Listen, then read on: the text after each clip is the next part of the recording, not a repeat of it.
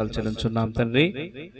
దైవజనులు సురేష్ గారు ఏర్పాటు చేసిన ఈ యొక్క దేవా కుటుంబ ఆశీర్వాద కూడికను బట్టి నీకు వందనాలు తెలియజేస్తున్నాం. అలాగే దేవా సంఘ యొక్క ఆశీర్వాదం నిమిత్తము ఏర్పాటు చేయబడిన ఈ యొక్క దేవా ప్రార్థనా కూడికను ఇప్పటి వరకు దేవా నీ నామానికి మహిమకరముగా నువ్వు జరిగించావు. పాటల్లో మీరు తోడున్నారు, స్తుతి ఆరాధనలో మీరు తోడున్నారు తండ్రి. దేవా నీ వాక్యంలోనికి మేము వెళ్ళబోచున్నాం. దైవజనులు దేవా దండి నుంచి దాస్ బాబాయ్ గారిని మా మధ్యకు తీసుకుని వచ్చున్నాం. దేవా వారు వాక్యాన్ని విత్తుచుండగా వారి నోట మీ మాట ఉంచి దేవా మా అందరితో మీరు మాట్లాడండి. నీ వాక్యము మమ్మల్ని బలపరిచేది, నీ వాక్యము దేవా దూరముగా ఉన్న మమ్మల్ని నీకు దగ్గరగా చేసే తండ్రి. దేవా మీ మా పరిస్థితులు స్థితిగతులు నువ్వు ఎరిగిన దేవుడివై ఉన్నావు. కాబట్టి దైవజనులు దేవా సురేష్ గారిని ప్రేరేపించి ప్రతి నెల ఈ విధముగా దేవా ఏర్పాటు చేస్తున్న విధానం బట్టి నీకు స్తోత్రాలు చెల్లించున్నాం. ఈరోజు దేవా నీ వాక్యము చేత మమ్మల్ని తృప్తిపరచండి. దేవా నీకు స్తోత్రాలు. నీ వాక్యము ద్వారా మేము బలపరచబడడానికి మీరే కృప చూపించి మీరే కార్యాలు మీరు జరిగించండి. వచ్చిన దైవజనులందరిని బట్టి నీకు వందనాలు తెలియజేస్తున్నాం. దేవా మీకు స్తోత్రాలు. ఈ యొక్క కూటమును చివరి వరకు దేవా నీ యొక్క ఆధీనములో దేవా క్రమముగా మర్యాదగా దేవానికి స్తోత్రాలు. నీ నామానికి మహిమకరంగా మీరు జరిగించండి. యేసు నామమున వేడుకుంటున్నాము తండ్రి, ఆమేన్.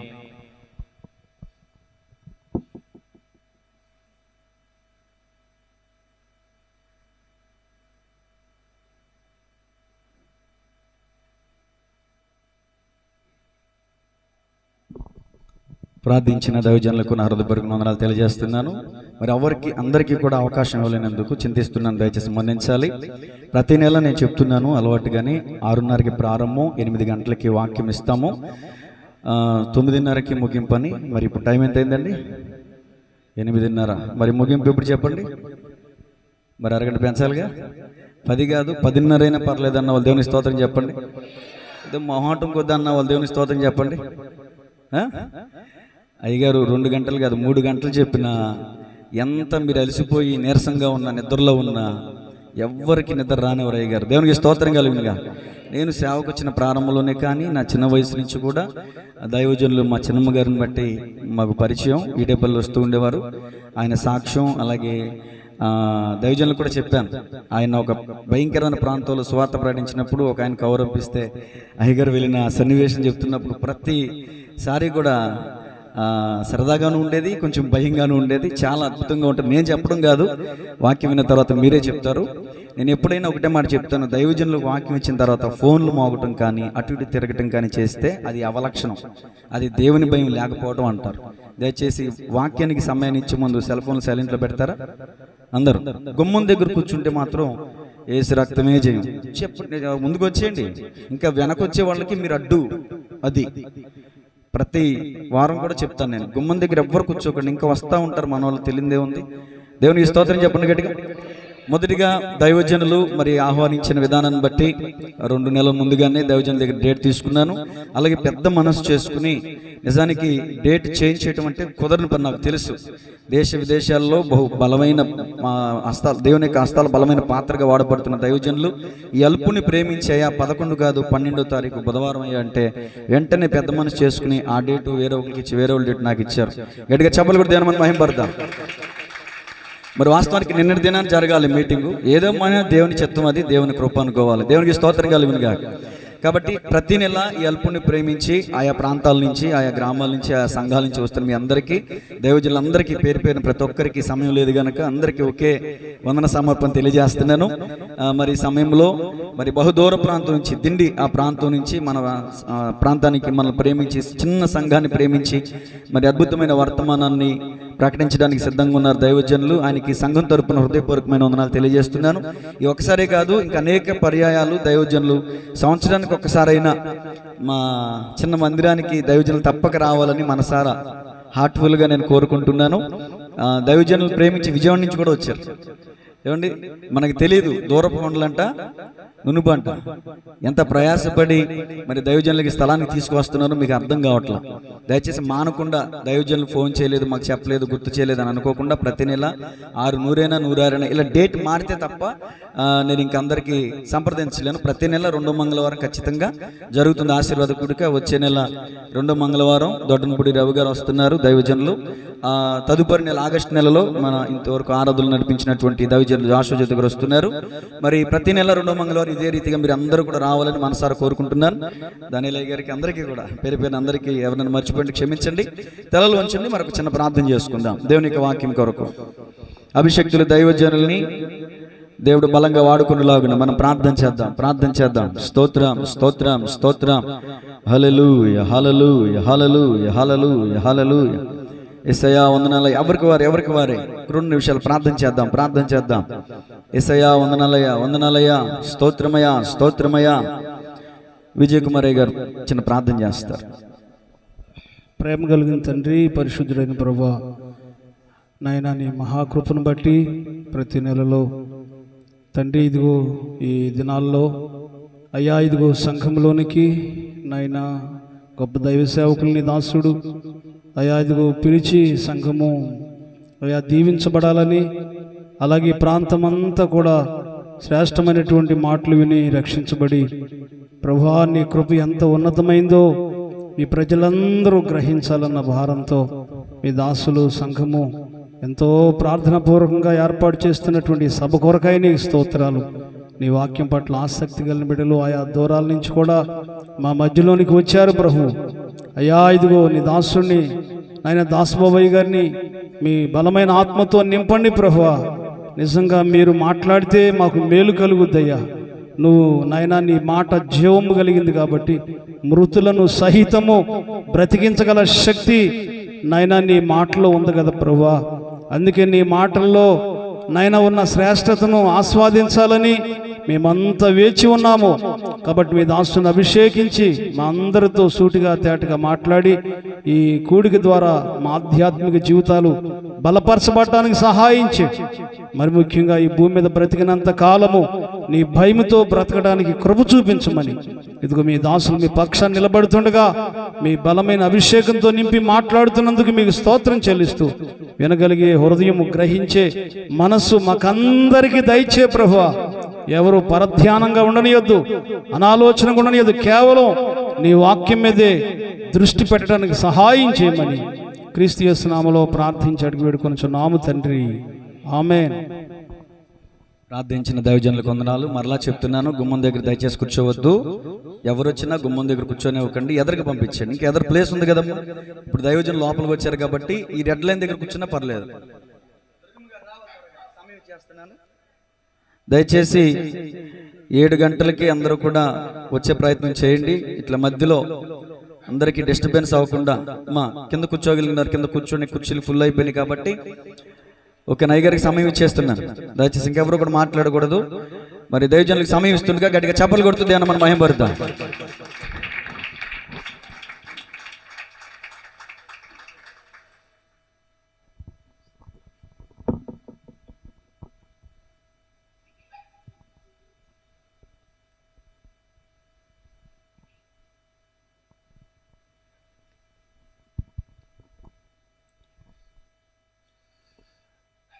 సర్వశక్తి గల దేవుని నామానికి మహిమ కలుగునుగాక.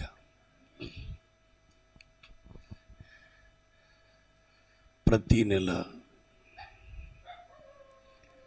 ఈ స్థలములో జరిగించబడుతున్న సంఘ క్షేమాభివృద్ధి మరియు కుటుంబ ఆశీర్వాద కూడిక సందర్భంగా శ్రేష్టమైన దేవుని మాటలు మీకు అందించే నిమిత్తమై దేవుడు నాకు ఇచ్చిన ఈ మంచి అవకాశాన్ని బట్టి ప్రప్రదంగా నా దేవదేవునికి సహస్ర స్తోత్రాలు చెల్లిస్తూ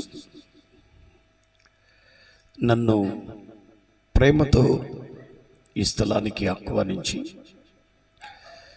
దేవుని చిత్తాన్ని, ఆయన ఉన్నతమైన ప్రణాళికను మీ మధ్యలో పంచివ్వడానికి అవకాశాన్ని, అనుమతిని ఆహ్వానాన్ని నాకు అందించిన యేసుక్రీస్తు ప్రార్థనా మందిరం యొక్క ఈ సహవాసంలో దేవుని పరిచర్య జరిగిస్తున్న దైవజనుడు పాస్టర్ సురేష్ గారిని బట్టి నేను ప్రభువుని స్తుతిస్తున్నాను. అలాగే కూడి వచ్చిన మీ అందరికీ కూడా యేసుక్రీస్తు వారి ప్రశస్త నామములో నా ప్రత్యేక శుభాలు, అందరికీ ప్రేమపూర్వక వందనాలు తెలియజేస్తూ, తల్లి లూదియమ్మ గారిని దేవుడు ప్రేమించి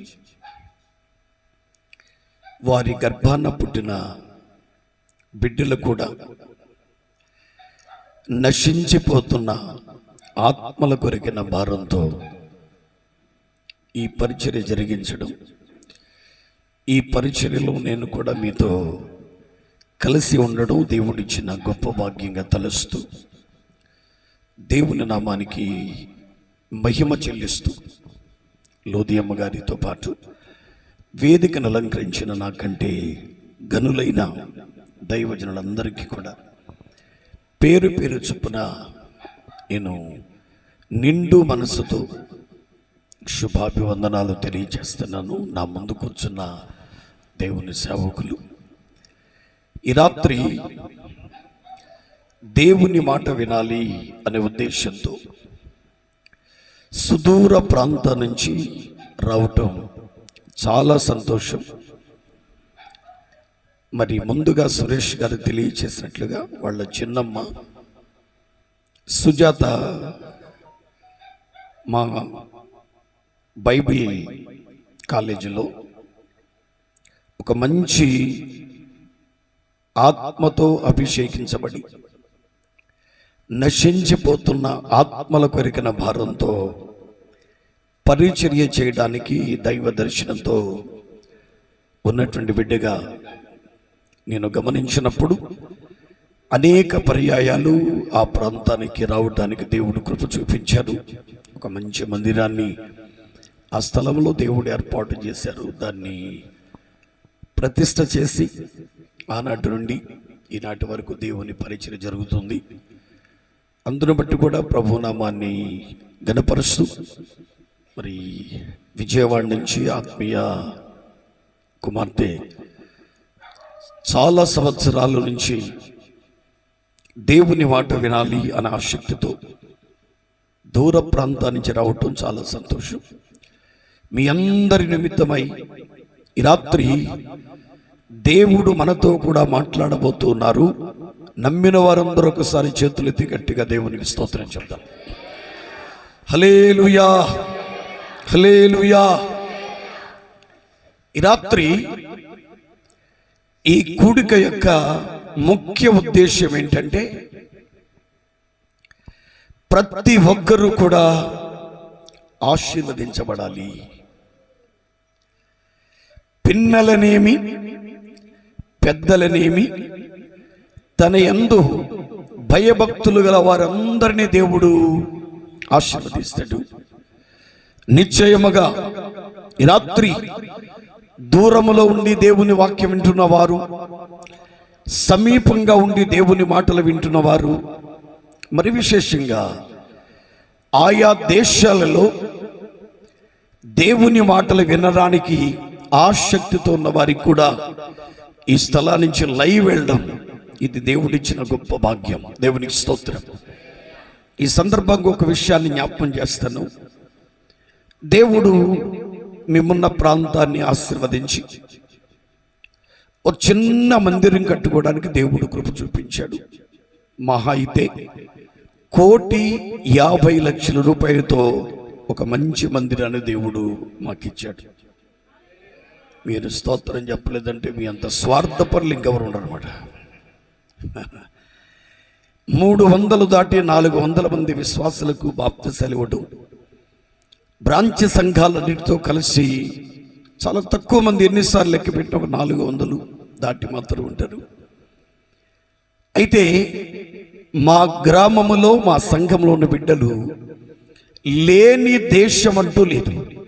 అమెరికాలో ఉన్నారు, ఆస్ట్రేలియాలో ఉన్నారు, లండన్లో ఉన్నారు, అలాగే సౌదీలో ఉన్నారు, అరబ్ దేశాల్లో ఉన్నారు, ఇజ్రాయెల్ దేశంలో ఉన్నారు.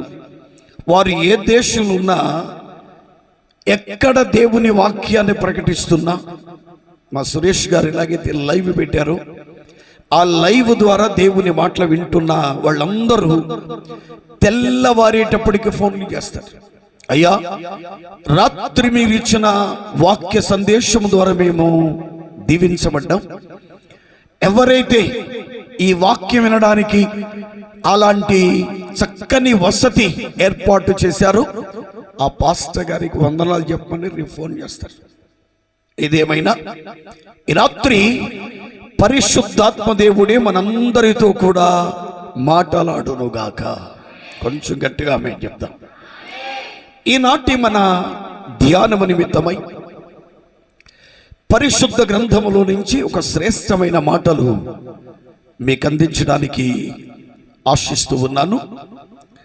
వాక్య దాహముతో దేవుని మాట్లాడడానికి సిద్ధంగా ఉన్న వాళ్ళందరూ వాక్యాన్ని చదవాలని ప్రభు పక్షంగా మీ అందరికీ మనవి చేస్తూ, చూడొకసారి ఈ కూడిక పేరేం పేరు చెప్పండి, కొంచెం గట్టిగా చెప్పాలి.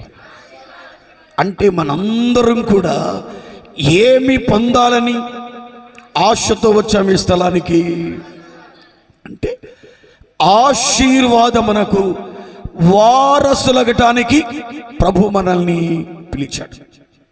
నిశ్చయముగా ఈ రాత్రి మీ కుటుంబాలు ఆశీర్వదింపబడునుగాక, మీ వ్యక్తిగత జీవితాలు ఆశీర్వదింపబడునుగాక.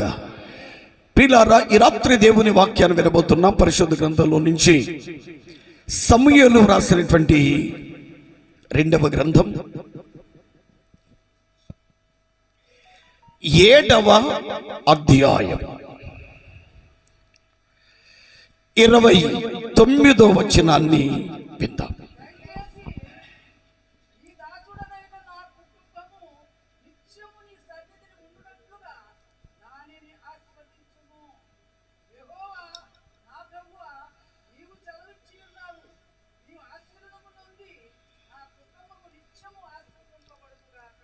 దేవునికి మహిమ కలుగును గాక. కొంచెం గట్టిగా హల్లెలూయా చెప్పాలి. అందరు నాతో చెప్పండి మాట, నీ ఆశీర్వాదమునుంది నా కుటుంబము నిత్యము ఆశీర్వదింపబడును గాక. మళ్ళా చెప్తున్నాను, నీ ఆశీర్వాదమునుంది నా కుటుంబము నిత్యము ఆశీర్వదింపబడును గాక. నేను చెప్పకుండా ఆ మాటలు మీరు చెప్పాలని ఆశిస్తున్నాను.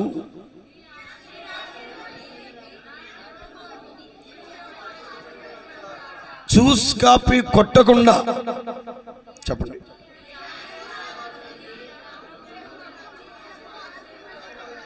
దేవుడే తన శ్రేష్టమైన వాక్య భాగము ద్వారా మనందరితో కూడా మాటలాడునుగాక. అందరొకసారి కండ్లు మూసుకుని ఆకాశమందున్న దేవుని వైపునకు చేతులు పైకెత్తి కండ్లు మూసుకుని, యేసయ్యా, ఈ రాత్రి వాక్యము మీది వాక్యాన్ని అందించే దేవుని సేవకుడు నీ పక్షంగా నిలబడ్డాడు.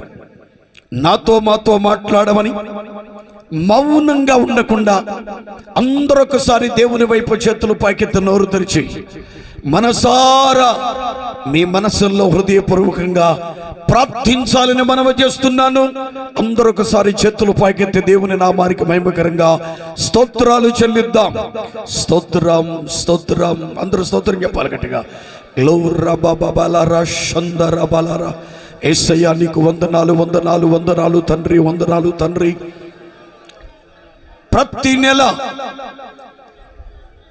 వందల వేల రూపాయలు ఖర్చు పెట్టి ఏర్పాటు చేస్తున్న ఈ కూడిక ద్వారా నిశ్చయముగా దేవుడు మనతో మాట్లాడి మనల్ని ఆశీర్వదించబోతుంది. మరొకసారి చేతుల పైకెత్తి చప్పట్లు కొడుతూ దేవుని నామాన్ని గనపరచుదాం. హల్లెలూయా. యేసయ్యా, నీకు వందనాలు వందనాలు వందనాలు వందనాలు తండ్రి. స్తోత్రమయ్యా.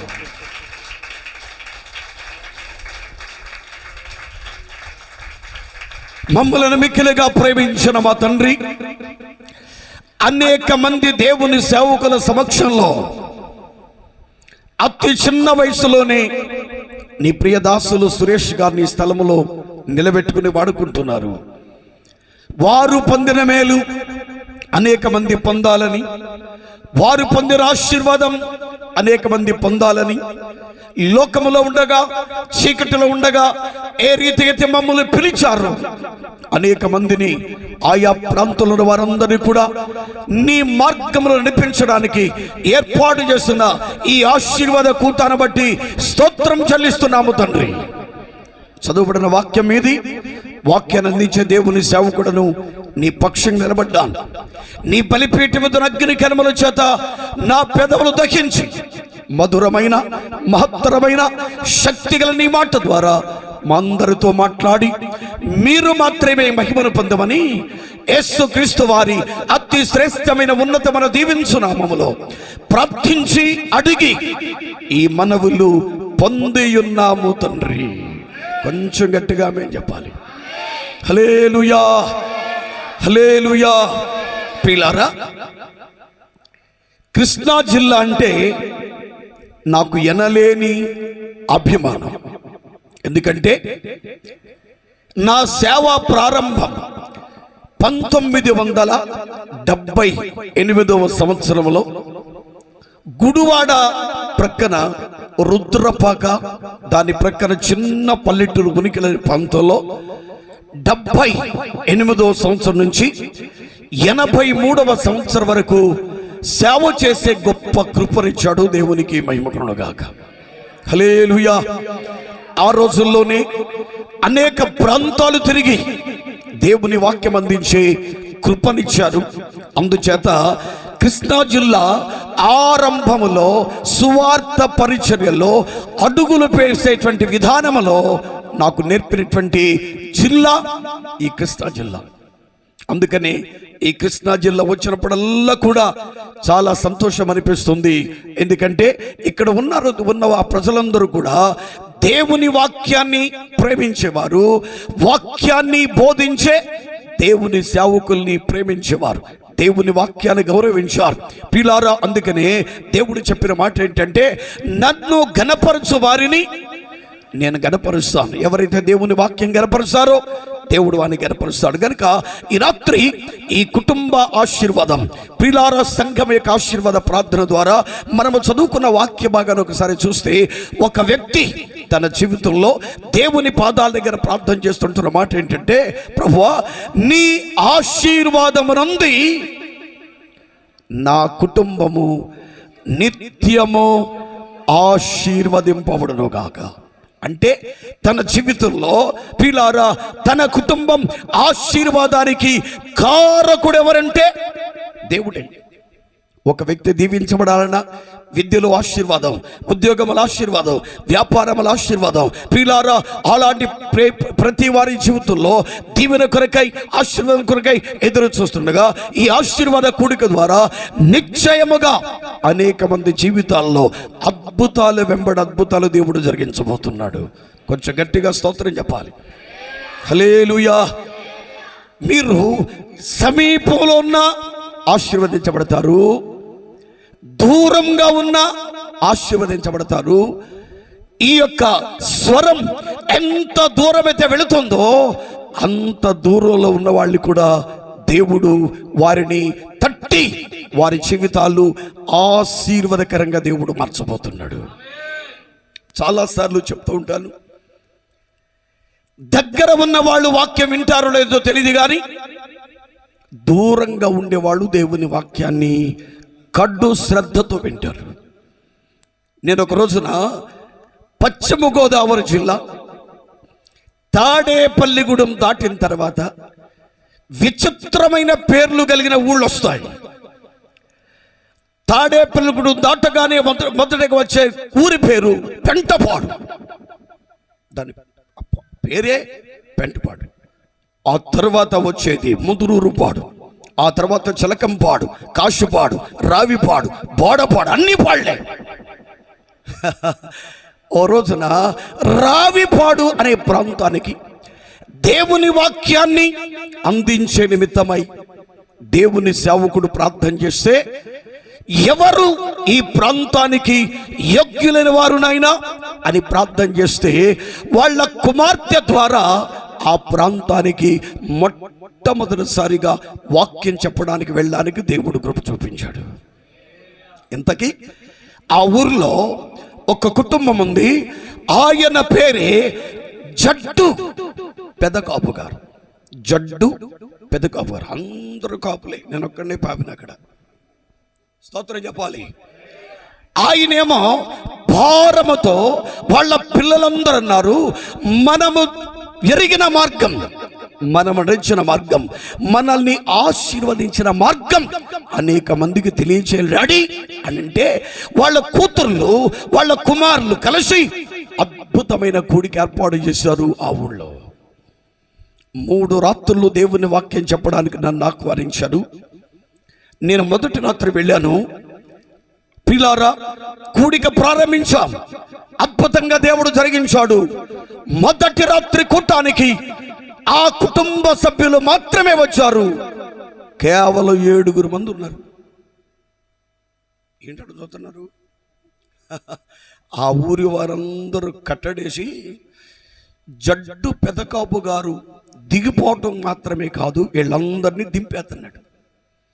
ఆయన మునిగిపోవటం మాత్రమే కాదు, అందరినీ ముంచేస్తున్నాడు.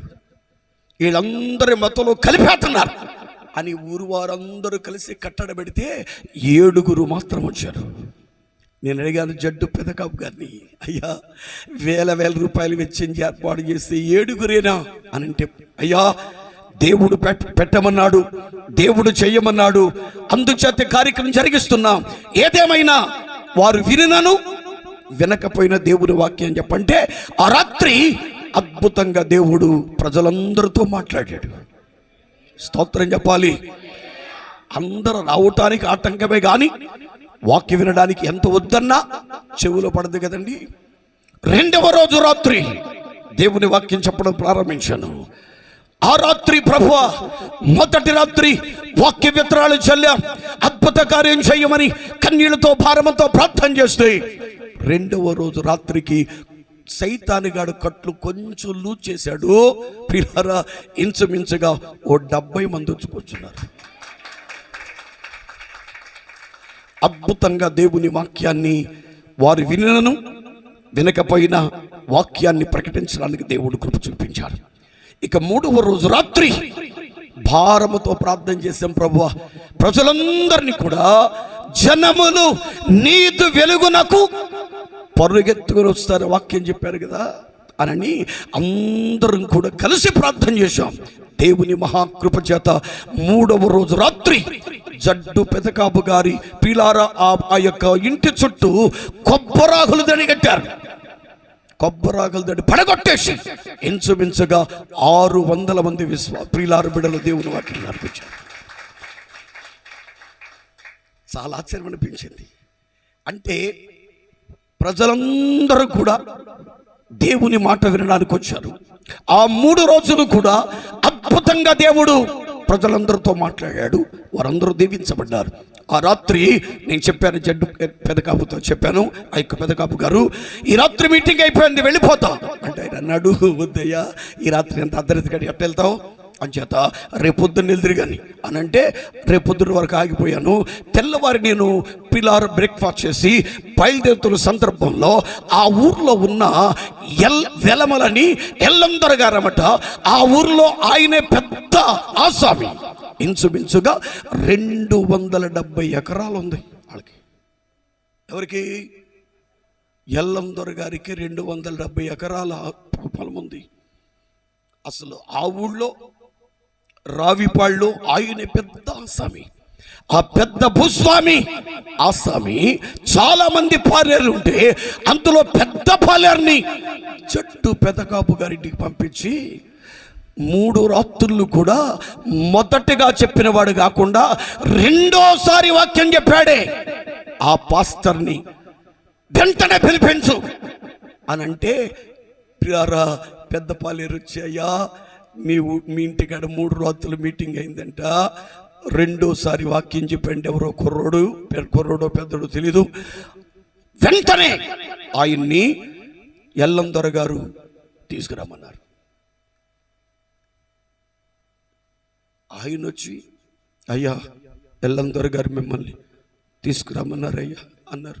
నేనన్నాను, నేనేం చేశాను ఆయనకి, నేను తెలియదుగా అంటే, ఏమనయ్యా నాకది కంగారుగా ఉంది. నేను అడిగాను, మరి ఎల్లందొర గారింటికి నేను వెళ్తాను, మీరు కూడా వస్తారా అంటే, నేను రానయ్యా, అసలు ఇప్పుడు ఆ ఇంట్లో వెళ్ళలేదు. ఆయన దగ్గరికి వెళ్ళాలంటే 4 గేట్లు దాటి లోపలికి వెళ్ళాలి. మరి మీరెక్కడ ఉంటారు? నేను బయట ఉంటా. ఎట్టని పెద్ద చెప్పండి. నేను అన్నానయ్యా, పెద్ద కాపు గారు రాత్రి వెళ్ళిపోతానంటే వెళ్ళనిచ్చావు కదా, తెల్లారి వరకు ఉండమన్నావు, తెల్లారిన తర్వాత ఎవరు ఎల్లందొర గారు అన్నావు, ఆయన దగ్గరికి మీరు రానంటున్నారు, నేను ఒక్కడనే వెళ్ళాలంటున్నారు, ఇంతకు ఎల్లందొర గారికి కోపమా అన్నాను. చాలా కోపం అండి అన్నాడు. ఏమని కూడా చెప్పండి, నా పేణం పైన ఎగిరిపోయింది. పిల్లారా, పెద్ద కాపు గారు నాకు కూడా వచ్చి గేటు దగ్గర ఆగిపోయారు. మొదటి గేటు దాట, 2వ గేటు దాట, 3వ గేటు దాట, 4వ గేటు దాటేటప్పటికి ఎల్లందొర గారు తన భార్య చెక్క బల్లుంటుందే ఉయ్యాలుగుతున్నారు. ఎవరు లేరు. నిజం ప్రియులారా, నా లైఫ్లో ఎప్పుడూ జరగలేదు. నేను భయం పెంచాను, ప్రభువా స్తోత్రమయ్యా, స్తోత్రమయ్యా, స్తోత్రమయ్యా. లోపల మాత్రం, పైకి మాత్రం స్తోత్రం, లోపల మాత్రం ఏం చేస్తాడు ఏంటోని. వెళ్ళగానయ్యా వందనాలయ్యా అన్నాడు. వచ్చావా అన్నాడు. ఏమని పెడితే చెప్పండి, వచ్చావా అనగానే పైపేణం పోయింది. అయ్యా వచ్చానయ్యా. 3 రాత్రులు దేవుని గురించి చెప్పిన మనిషి నువ్వేనా? నేనేనయ్యా. రైట్. వెంటనే తన భార్య చెప్పాడు, రాత్రి 3 రాత్రులు ప్రసంగం చేశాడే ఆ పాస్టర్ గారు వచ్చాడు అంటే, నేను అనుకుని ఇద్దరు కలిపి కొడతారా ఏంటి, తన భార్యను కూడా పిలుస్తున్నారు అని. వెంటనే ప్రియులారా, నేను అలాగే మౌనంగా నిలబడున్నాను. ఆయన అన్నారు, రండి లోపలికి వచ్చి కూర్చోండి అన్నాడు. నేను అన్నానయ్యా, తమరు ఎందుకు పిలిపించారు ఆ విషయాన్ని చెప్తే చాలయ్యా, లోపలికి రావాల్సిన, లోపలికి రా అన్నాడు. లోపలికి రమ్మంటే ఏమంటాడు చెప్పండి ప్రియుల. లోపల పిలిచి తలుపులైతే ఇక నా పనే ఉంది. నాకు అనిపిస్తుంది, ప్రభువా అనవసరంగా వచ్చాను, 3 రాత్రులు వాక్యం చెప్పానని చెప్పేశాను. ఆఖరి రాత్రి భయంకరమైన పరీక్ష. ఈయనేమో లోపల రమ్మన్నాడు, మళ్ళీ బయటకు వస్తానా? పెద్ద కాపు గారు మేము బయట గేటు దగ్గర ఉండిపోయాడు. ప్రియులారా స్తోత్రం అనుకుని నమ్మండి ప్రియులారా కూర్చుండిపోయా. తన భార్య వచ్చారు. నేను అలాగే ప్రియులారా కళ్ళు తెరిచోట్ల భయం వేసి, ఇద్దరు కూడా జానువాహులు నాకంటే పెద్ద ఎత్తుగా ఉన్నారు. వాళ్ళిద్దరూ చేసేవాడికి చాలా భయం వేసింది. స్తోత్రమయ్యా, నీవే కాపాడాలని ప్రార్థన చేస్తున్నాను. ఈ లోపున ఇద్దరు వచ్చి ఒకేసారి నేలకు వంగి పాదాల మీద పడి నమస్కారం చేస్తున్నారు. మీరు చప్పట్లు బాగా కొట్టేశారు. నమ్మండి, నేను అనుకున్నాను మన వాళ్ళైతే వెంటనే కొడతారు, ఎల్లందొరలైతే నమస్కారం పెట్టి కొడతారేమో అని అనుకుని కళ్ళు తెరవట్లా. అప్పుడు వెంటనే వాళ్ళిద్దరూ వచ్చారయ్యా. 3 రాత్రులు దేవుని వాక్యాన్ని చెప్తున్నారు కదా, దేవుని మాటలు చెప్తున్నారు కదా. ఆ మాటలు ఎవరు విన్నారో తెలియదు కానీ, నేను నా భార్య మా పెద్ద పాలేరు చేత 4వ అంతస్తులో పైన కూర్చుని మీ మాటలు అయ్యే వరకు మాటలు విన్నాను. దేవుని మాటలంటే మా హృదయాన్ని కదిలించాయి. నేను ఇవాళ ఆస్తిపరునే, కానీ నా కుమారుడు ఉన్నాడు, అమెరికాలో ఉంటాడు, నా కుమార్తె ఉంది, లండన్లో ఉంటారు. వాళ్ళిద్దరు కూడా మంచి ఉద్యోగాలు చేస్తున్నారు. మేము వెళ్ళినప్పుడల్లా మా అమ్మాయి మా అబ్బాయి దేవుని మాటలు చెప్పి మాకు బైబిల్ ఇచ్చా. రోజు బైబిల్ చదువుకోమని. చదువుతున్నాం కానీ ఏమర్థం కావాలా, కానీ ఈ బైబిల్ మాటలు వింటుంటే దేవుడే మా జీవితాలను అద్భుతంగా మార్చగలిగాడు. ఆ మాటతో దీవించబడ్డాం. ఎందుకు పిలిపించా అంటే, మీ ద్వారా ప్రార్థన చేయించుకుని మా అమ్మాయికి మా అబ్బాయికి ఆ విషయాన్ని చెప్పాలని పిలిపించా. కొంచెం గట్టిగా. అప్పుడు కానీ మనస్సు కుదురుపడలా. కన్నీళ్లతో వారి కొరకు ప్రార్థన చేశాను. ప్రార్థన చేసిన తర్వాత, అయ్యా మా ఊళ్ళో ఎప్పుడు ఇలాంటి కూటాలు జరగల, భజన జరగల. యేసుబా భజన పెట్టించింది జడ్డు పెదకాపు గారు. ఆయన వచ్చాడా అన్నారు. వచ్చారయ్యా. నన్ను మాత్రం లోపలికి ఎండేసి ఆయన బయట ఉండిపోయి వెంటనే జడ్డు పెదకాపు గారిని పిలిపించి చెప్తున్నాడు, కాపు గారు ఇలాంటి మంచి భజనలు మన ఊర్లో పెట్టడం మన ఊరికే ఆశీర్వాదం. కొంచెం గట్టిగా హల్లెలూయా. 3 రోజులు మీరు వినిపించిన మాటలు అనేక మందికి దీవెన కలిగించాయి. మేము దీవించబడ్డాం. ఈ 3 రోజులకి ఎంత ఖర్చు అయింది అని అంటే ఆయన అన్నాడు, ఎంత అవ్వలేదయ్యా, 20,000 అయిందన్నాడు. వెంటనే లోపలికి వెళ్ళి బీరువా తాళం తీసి 20,000 రూపాయల కట్ట తీసుకొచ్చి ఆయనకిచ్చి, ప్రతి సంవత్సరం ఇలాంటి భజనలు కోటాలు మన ఊళ్ళో పెట్టించండి. స్తోత్రం చెప్పాలి గట్టిగా. హల్లెలూయా, హల్లెలూయా. నేనేం చెప్తున్నా అంటే, మనిషి మాట మానవ జీవితానికి దీవెన కాదు. దేవుడే మాట్లాడితే మన జీవితమే అద్భుతంగా దేవుడు మార్చేస్తాడు. కష్టాల, కలవరమ, కన్నీళ్ళ, రోగాల, సమస్యల, మానసిక ఒత్తిడ, కుటుంబ సమస్యల, ఆర్థిక ఇబ్బందుల, నా దేవుని సంఘమా, ఈ రాత్రి మనం చదువుకున్న వాక్య భాగంలో ప్రియులారా దైవజనుడు దావీదు గారు చేస్తున్న ప్రార్థన ఏంటంటే, అయ్యా నీ దాసుడు నా కుటుంబం నిత్యము నీ సన్నిధిలో ఉన్నట్లుగా దానిని ఆశీర్వదించు.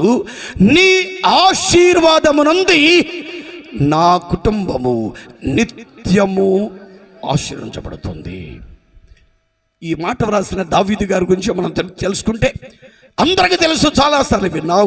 ఆయన ఒకప్పుడు పిల్లారా గొర్రెల కాపరి, తండ్రి చేత తల్లి చేత చిన్న చూపు చూశారు. ఇక నువ్వు దేనికి పనికిరావని చెప్పి ఆయన తీసుకెళ్ళి గొర్రెల దొడ్డులో కాపులా పెడితే పిల్లారా అక్కడే దేవుని ప్రార్థన చేసుకుంటున్నాడు, దేవుని మాటలు తెలుసుకుతా ఉన్నాడు. అందుకనే పిల్లారా ఒకనొక దినాన్ని అలాంటి దావీదును దేవుడు ఎంత దీవించాడంటే, గొర్రెల కాపరిగా దావీదును దేవుడు దీవించి యూదయ ఇశ్రాయేలు సామ్రాజ్యాన్ని ఏకఛత్రాధిపత్యం వహించి పరిపాలించే ఒక మహారాజుగా దేవుడు చేశాడు. కొంచెం గట్టిగా చెప్పండి. అంటే మనం ఆరాధించే దేవుడు చీకటిని కూడా వెలుగుగా మారుస్తాడు, మారాలాంటి చేతును కూడా మధురంగా మారుస్తాడు, మోడుబారిన జీవితాన్ని చిగురింపజేస్తాడు, అంగలార్పును కూడా దేవుడు నాట్యంగా మారుస్తాడు. అందుచేత ఈ రాత్రి కష్టమా, కలవరమా, కన్నీళ్ళ, రోగమా, సమస్యల పిల్లారా పరిశుద్ధ గ్రంథములో అనేక మందిని దేవుడు దీవించాడు. అలాంటి దీవించిన వ్యక్తుల్లో మొదటి వ్యక్తి రేపిస్తున్నాడు. ఆయన పేరు అబ్రహాము గారిని దేవుడు దీవించాడు, ఇస్సాకును దేవుడు దీవించాడు, పిల్లారా యాకోబును దేవుడు దీవించాడు. యాకోబైతే నిరాశ నిస్పృహ మధ్యలో పిల్లారా కొట్టుమిట్టాడుచుండగా సర్వశక్తుల దేవుడే ఆయన దర్శనమిచ్చాడు. యాకోబు, నేను నీకు తోడై ఉంటాను, నీ వెళ్ళి ప్రతి స్థలంలో నిన్ను కాపాడుతాను, ఈ దేశానికి మరలా రప్పిస్తాను. ఈ మాట చెప్పిన మాట నెరవేర్చే వరకు నేను విడిచిపెట్టిన దేవుడు వాగ్దానం చేశాడు. అలాంటి యాకోబు అంటే అర్థం ఏంటి? కొంచెం గట్టిగా చెప్పండమ్మా. ఎంత నిర్మోహమాటంగా యాకోబు అంటే మోసగాడు అన్నారే. నిజంగా యాకోబు గారు ఉంటే ఎంత ఫీల్ అయిపోతాడు. నేను మోసం చేసింది ఒక్కసారి, మీరు రోజు మోసం చేసేస్తున్నారు, మరి మిమ్మల్ని ఏమనాలి? గమనించాలి ప్రియులారా. గుళ్ళో ఖర్చేది కన్నీరు, వేసే పాలు కటికి నీళ్ళు, మీరు ఎంత మోసం చేస్తున్నారు అంటాడుగా. అయినా సరే అలాంటి యాకోబును దేవుడు దీవించి ఆయనను ఇశ్రాయేలుగా దేవుడు మార్చేశాడు. కొంచెం గట్టిగా స్తోత్రం చెప్పడమా. హల్లెలూయా. ఈ రీతిగా 1 కాదు, 2 కాదు, 3 కాదు, అనేక మందిని దేవుడు దీవించాడు. ఈ రాత్రి స్థలంలో దేవుని వాక్యం చేతబట్టిన మమ్ములు కూడా దేవుడు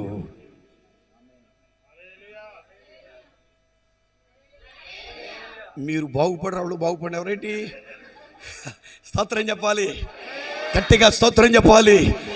ఆయన ఆశీర్వాదం ప్రజలందరి జీవితాల్లో పొందాలని ప్రభు కోరుకుంటున్నాడు. మా సురేష్ బాబు యొక్క ఉద్దేశం ఏంటంటే ఈ ఆశీర్వాద కూటానికైనా మీరు తప్పనిసరిగా రావాలి, ఆశీర్వాదం పొందాలి. వెళ్ళేటప్పుడు కూడా ఆశీర్వదించబడాలి. ఆశీర్వాద భోజనం ఉందా? అది లెక్క, అసలు అది లేకపోతే కుదరదేగా. దేవునికి స్తోత్రం. ఏదేమైనా ఆయన ఉద్దేశం ఏంటంటే 4 మెతుకులు మీ చేత తినిపించి 4 మాటలు మీకు వినిపించి మీ కుటుంబాలు శాశ్వతంగా దేవుని నింపబడాలని ప్రియులారా దేవుని యొక్క ఆశ, ఆయన ఉద్దేశం కనుక ఈ రాత్రి అందరు నాతో చెప్పండి, నీ ఆశీర్వాదమనంది నా కుటుంబము నిత్యము ఆశీర్వదింపబడునుగాక. ఈ రాత్రి నా దేవుడు ప్రతి కుటుంబాన్ని దీవించునుగాక, విద్యలో దీవించునుగాక, ఉద్యోగంలో దీవించునుగాక, వ్యాపారంలో దీవించునుగాక. బయటికి వెళితే దీవెన, లోపలికి వస్తే దీవెన. ఆశీర్వాదంతో దేవుడు మన జీవితం నింపడం కనుక ఈ రాత్రి కొద్ది మాటలు జ్ఞాపకం చేస్తాను. ఆశీర్వదించబడిన వారు చాలా మంది ఉన్నా ఈ రాత్రి ఒక వ్యక్తిని మాత్రం చూపిస్తాను. మీరందరూ బైబిల్ పట్టుకుని రెడీగా ఉన్నారు, ఏ వాక్యం చెప్తారా విందామని. కొంతమంది పెన్నులు పట్టుకుని రెడీగా ఉన్నారు, పత్రిక విలేకరులు కూడా అంతా రెడీగా ఉన్నారు. చాలా సంతోషం. దేవుని వాక్యం పోతున్నా. ఆశీర్వదించే దేవుడు ఒక వ్యక్తిని గురించి దీవెన ఈ రాత్రి మీకు చెప్పడానికి ఆశిస్తున్నాను. పరిశుద్ధ గ్రంథంలో నుంచి దయచేసి ద్వితీయోపదేశకాండం 33వ అధ్యాయం. ద్వితీయోపదేశకాండం 33వ అధ్యాయం దయచేసి 24వ వాక్యాన్ని విందాం.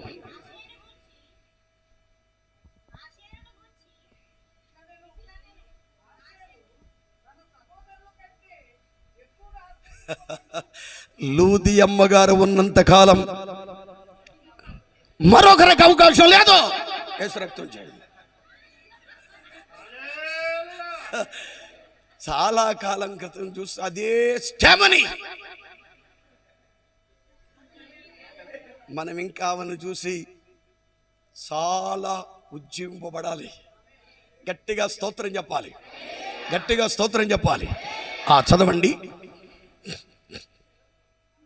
అనేసరేంటమ్మా?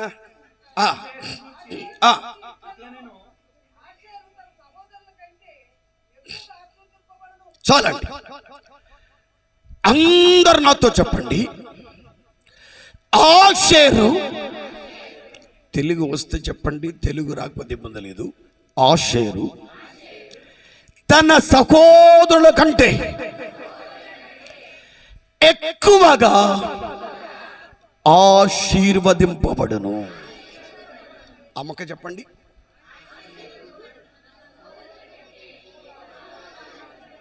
కొంచెం గట్టిగా. ఇది ఏ కూడిక? ఇందులో పిన్నలనేమి పెద్దలనేమి తన యందు భయభక్తులుగా వారిని యెహోవా దావీదు గారు చెప్పనే చెప్పారు, నీ ఆశీర్వాదమునంది నా కుటుంబము నిత్యము ఆశీర్వదింపబడును గాకని. ఈ రాత్రి మరొక వ్యక్తిని దేవుడు మనకు చూపిస్తున్నాడు. దేవుడే స్వయంగా చెప్పిన మాట ఏంటంటే, ఆషేరు అని ఆయన తన సహోదరులందరికంటే ఎక్కువగా ఆశీర్వదించబడతాడు. ఎవరైన పేరు?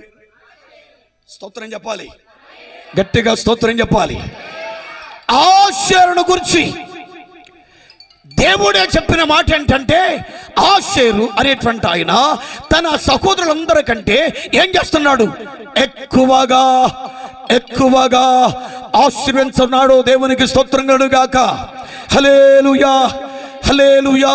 పిల్లారా, ఈ రాత్రి మనం వాక్య భాగాన్ని చూస్తే అనేక పర్యాయాలు అనేక దేవుని సేవకులు వారిని గురించి బోధించి ఉంటారు. ఈ రాత్రికి ప్రశ్న అడుగుతున్నాను, ఆషేరును గురించి నాకు బాగా తెలుసయ్యా. అన్నవారు చేయొద్దండి.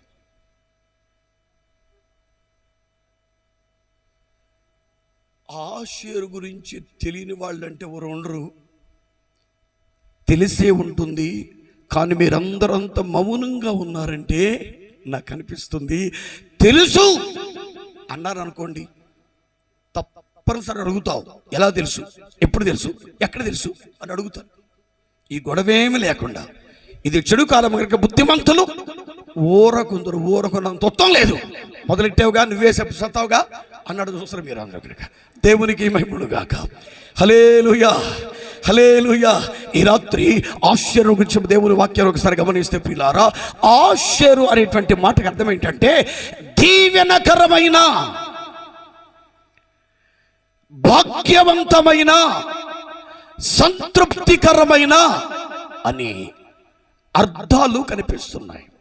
ఆషేరు అంటేనే దీవెనకరమైన, భాగ్యవంతమైన, సంతృప్తికరమైన, హ్యాపీనెస్, ఇంగ్లీష్లో బ్లెస్సెడ్నెస్.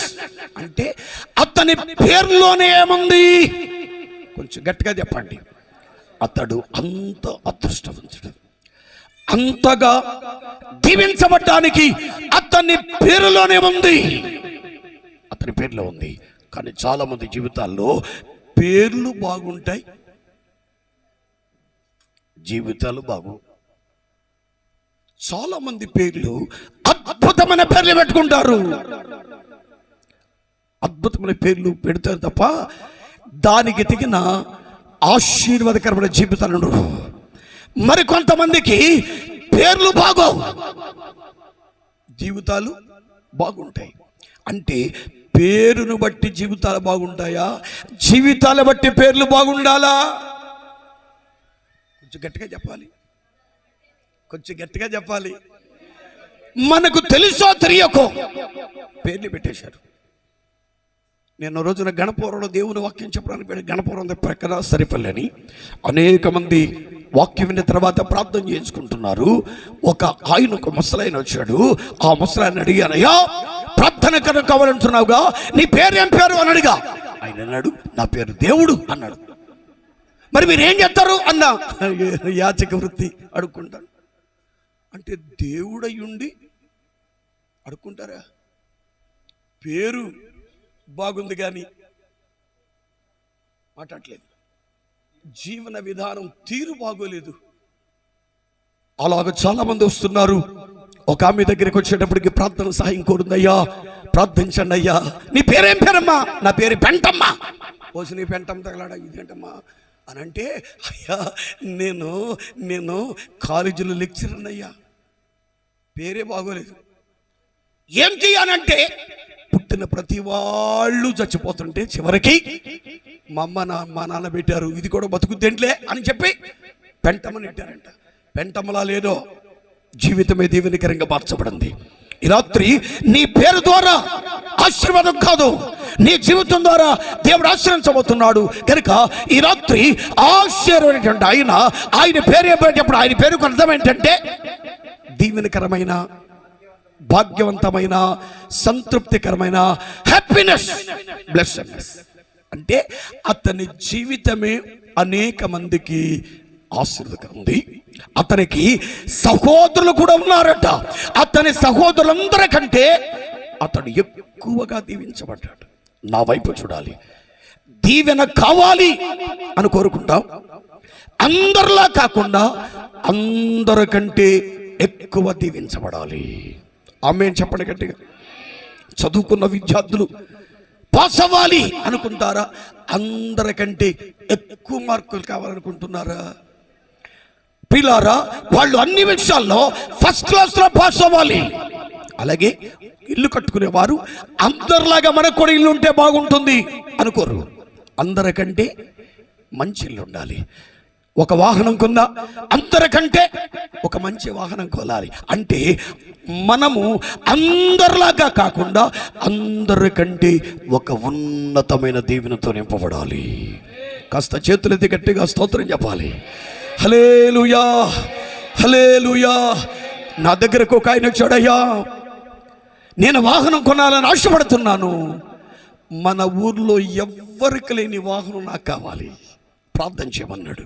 నేను అన్నాను, ఏ వాహనం కొంటావరా అన్నాను. అయ్యా పల్సరా అన్నాడు. పల్సరా? నువ్వేమో దళసరగా లేవు, దళసరగా ఉంటే పలస ఉండాలి, నీకెందుకురా అంటే మా అమ్మ చెప్పింది, విదేశాల నుంచి పంపిన డబ్బుతో ఎవ్వరికి లేని వాహనం నువ్వు కొనుక్కో అంటే. ప్రతి వారి ఉద్దేశం ఏంటంటే, కట్టే ఇల్లైనా, చదివే చదువైనా, చేసే ఉద్యోగమైనా, వచ్చే అల్లుడైనా, వచ్చే కోడలైనా ఎవ్వరికి లేకుండా పిల్లారా అందరికంటే ఒక ఉన్నతంగా దీవించబడాలని ఆశపడుతున్నారు. నా దేవుడు చెప్తున్నాడు, ఈ 2024 సంవత్సరంలో దేవుడు మనకిచ్చిన వాగ్దానం ఏంటంటే, యేసుక్రీస్తు ప్రార్థన మందిరానికి దేవుడిచ్చిన వాగ్దానం ఏంటంటే, పిల్లారా అందరికంటే ఎక్కువగా దేవుడు నిన్ను దీవించబోతున్నాడు. కొంచెం గట్టిగా ఆత్మీయ సోదరుడు సురేష్ గారు దేవుడిచ్చిన వాగ్దానం, అందరికంటే ఎక్కువగా దేవుడు నిన్ను దీవించబోతున్నాడు. ఆమేన్ చెప్పండి గట్టిగా. అందరిలాగా కాదు, అందరికంటే ఎక్కువగా.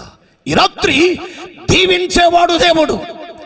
అలాంటి దీవెన మన జీవితాలు అనుభవించాలంటే పిల్లారా, ఈ రాత్రి ఆశలు దీవించబడడానికి కొన్ని కారణాలు ఉన్నాయి. ఆ కొన్ని కారణాలు జ్ఞాపకం చేస్తాను. చదువుకున్న వాళ్ళు జాగ్రత్తగా రాసుకోండి, చదువు లేనోళ్ళు అలాగే నోరు ఆవిడించి మింగండి, అడిగినప్పుడు మాత్రం చెప్పండి. హల్లెలూయా, హల్లెలూయా. ఇంతకీ ఆషేరు అని ఆయన పరిశుద్ధ గ్రంథమున్న యబ్బోకు రేవు దగ్గర మోసగాడైన యాకోబును దేవుడు దీవించన్నాడు. ఇక నుంచి నీ పేరు యాకోబు కాదు, నీ పేరు అంటే దేవుని మందిరములో ఎలాంటి వారినైనా వారి జీవిత విధానాన్ని మార్చేది యేసుక్రీస్తు ప్రార్థన మందిరం. స్తోత్రం చెప్పాలి. కుటుంబ పరిస్థితులు మార్చేది దేవుని సన్నిధి. యబ్బోకు రేవంటే దేవునితో పోరాడి దేవునితో పెరిగిన స్థలం. యేసుక్రీస్తు ప్రార్థన మందిరాన్ని ఈ ప్రాంతీయ ప్రజలందరికీ ఆశీర్వాదకరంగా దేవుడే ఈ స్థలమందు నిలవబెట్టాడు. కొన్నిసార్లు మన జీవితాల్లో ఎందుకు కూడా అనుకోవచ్చు, కానీ దీని తర్వాత మీరు అనుభవించే ఆశీర్వాదాన్ని చూచిన తర్వాత నిశ్చయముగానే మనం ఆరాధించే దేవుడు అందరికంటే ఎక్కువగా దీవిస్తాడు. ఇప్పుడు మనకు అర్థమైంది, యాకోబు గారికి ఇచ్చిన 12 మంది సంతానములో ఇతడు ఎన్నో వాడు.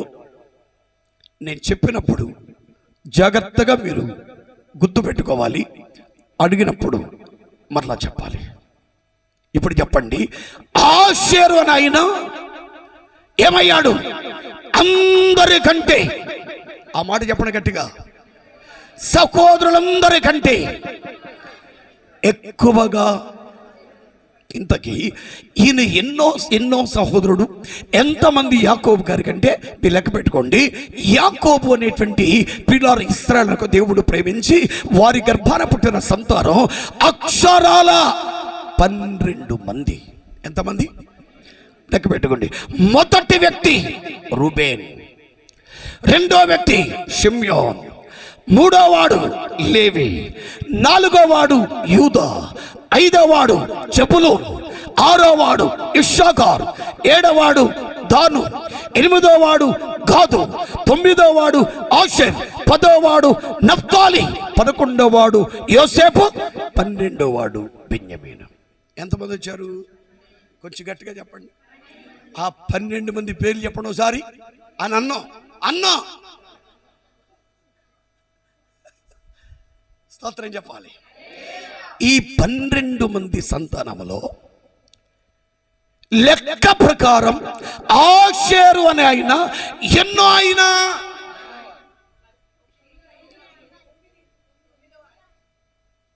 కొంతమంది 10 అంటున్నారు, 9 అంటున్నారు, 8 అంటున్నారు. ఎన్నో వాడు కరెక్ట్గా లెక్క పెట్టారుగా, రైట్, చాలా సంతోషం. 12 మంది సంతానములో ఆషేరు అని ఆయన ఎన్నో వ్యక్తి. కొంచెం కొంచెం గట్టిగా చెప్పాలి, కొంచెం గట్టిగా చెప్పాలి. దేవుడు చెప్పిన మాట ఏంటంటే తన సహోదరులందరికంటే, అంటే 12 మంది కంటే ఎక్కువగా ఆశీర్వదించబడ్డాడు. నా వైపు చూస్తూ దేవుని మాట వినాలి. అతడు అంతగా దీవించబడ్డానికి, సహోదరులందరికంటే ఎక్కువగా దీవించబడ్డానికి వాట్ ఈస్ ద రీజన్? కారణాలేంటి అని అంటే, ఈ రాత్రి ఆశీర్వదించేవాడు దేవుడు. ఆశీర్వాదం కొరకు ఎదురు చూస్తే మనం ఈ రాత్రి దేవుని యొక్క దీవెన మనకు కావాలంటే, ఆషేరు తన సహోదరులందరికంటే ఎక్కువగా దీవించబడ్డాడు కనుక ఈ రాత్రి మీరు ఏమనుకోకుండా ఉంటే మనందరం కలిసి ఎక్కువగా దీవించబడిన ఆషేరు గారి దగ్గరికి వెళ్ళి, అయ్యా ఆషేరు, అందరికంటే ఎక్కువగా దీవించబడ్డావటగా, దాని రహస్యం ఏంటి? What is the secret of the blessings? ఆశీర్వాదానికి రహస్యం ఏంటి అని అడిగితే వివరాలన్నీ ఆయన విషదపరుస్తారు కనుక ఈ రాత్రి మనందరం కలిసి ఆషేరు గారి దగ్గరికి వెళ్ళి ఓ మాట అడుగుద్దామా?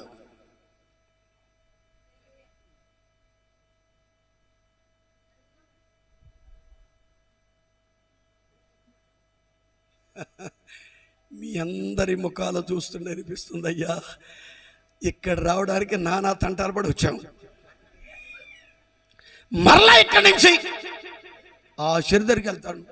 అసలు ఆషేరు అనేవాడు ఉంటాడో ఉండడో, ఉన్నా కూడా తలుపు తీస్తాడో తీయడో, తీసినా కూడా విషయాలు చెప్తాడో లేదో. ఇంత అర్ధరాత్రిగాడ ఇక్కడికే సచ్చేసాడు వస్తాయి. ఇక్కడి నుంచి మళ్ళీ ఆషేరు దగ్గరికి వెళ్ళాలా? రాలేవయ్యా, ఆషేరు గారిని ఇక్కడికి రప్పించో మాట అడుగుతాం అన్నవాళ్ళు స్తోత్రం చెప్పాలి. రైట్.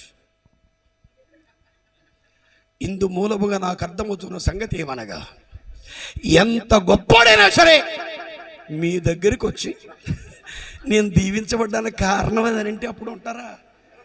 దీవించబడిన వాడి దగ్గర మనం వెళ్ళాలా? మన దగ్గర దీవించబడిన వస్తాడా? మరి బుద్ధి జ్ఞానం ఉండాలిగా మనిషి అన్న తర్వాత అంటలేదు.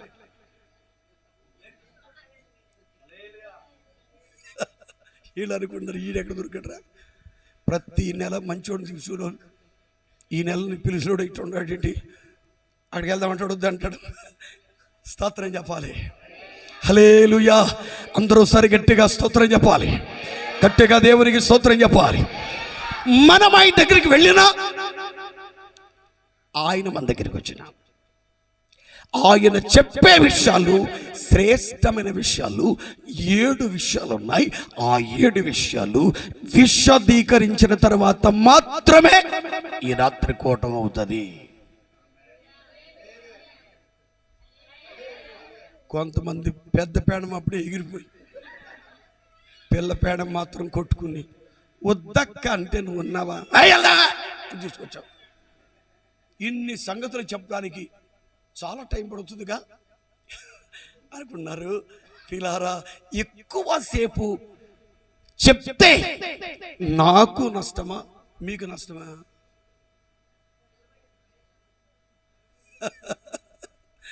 మీలో చాలా మంది అనాలిసిస్ చేసిన సంగతి ఏంటి? మీకే నష్టం. అప్పుడు దాన్ని నిలబడతారుగా. నిలబడటం మీద గొప్ప కదా. ఆమెన్ అనగానే మీరందరూ అగ్ని ప్రమాదం సంభవించిందా అన్నట్టుగా ఎవరింటికి వాడు వెళ్ళి తలుపేసుకుని పడుకుంటారు. నేను 2 జిల్లాలు దాటి 3వ జిల్లా వెళ్ళాను.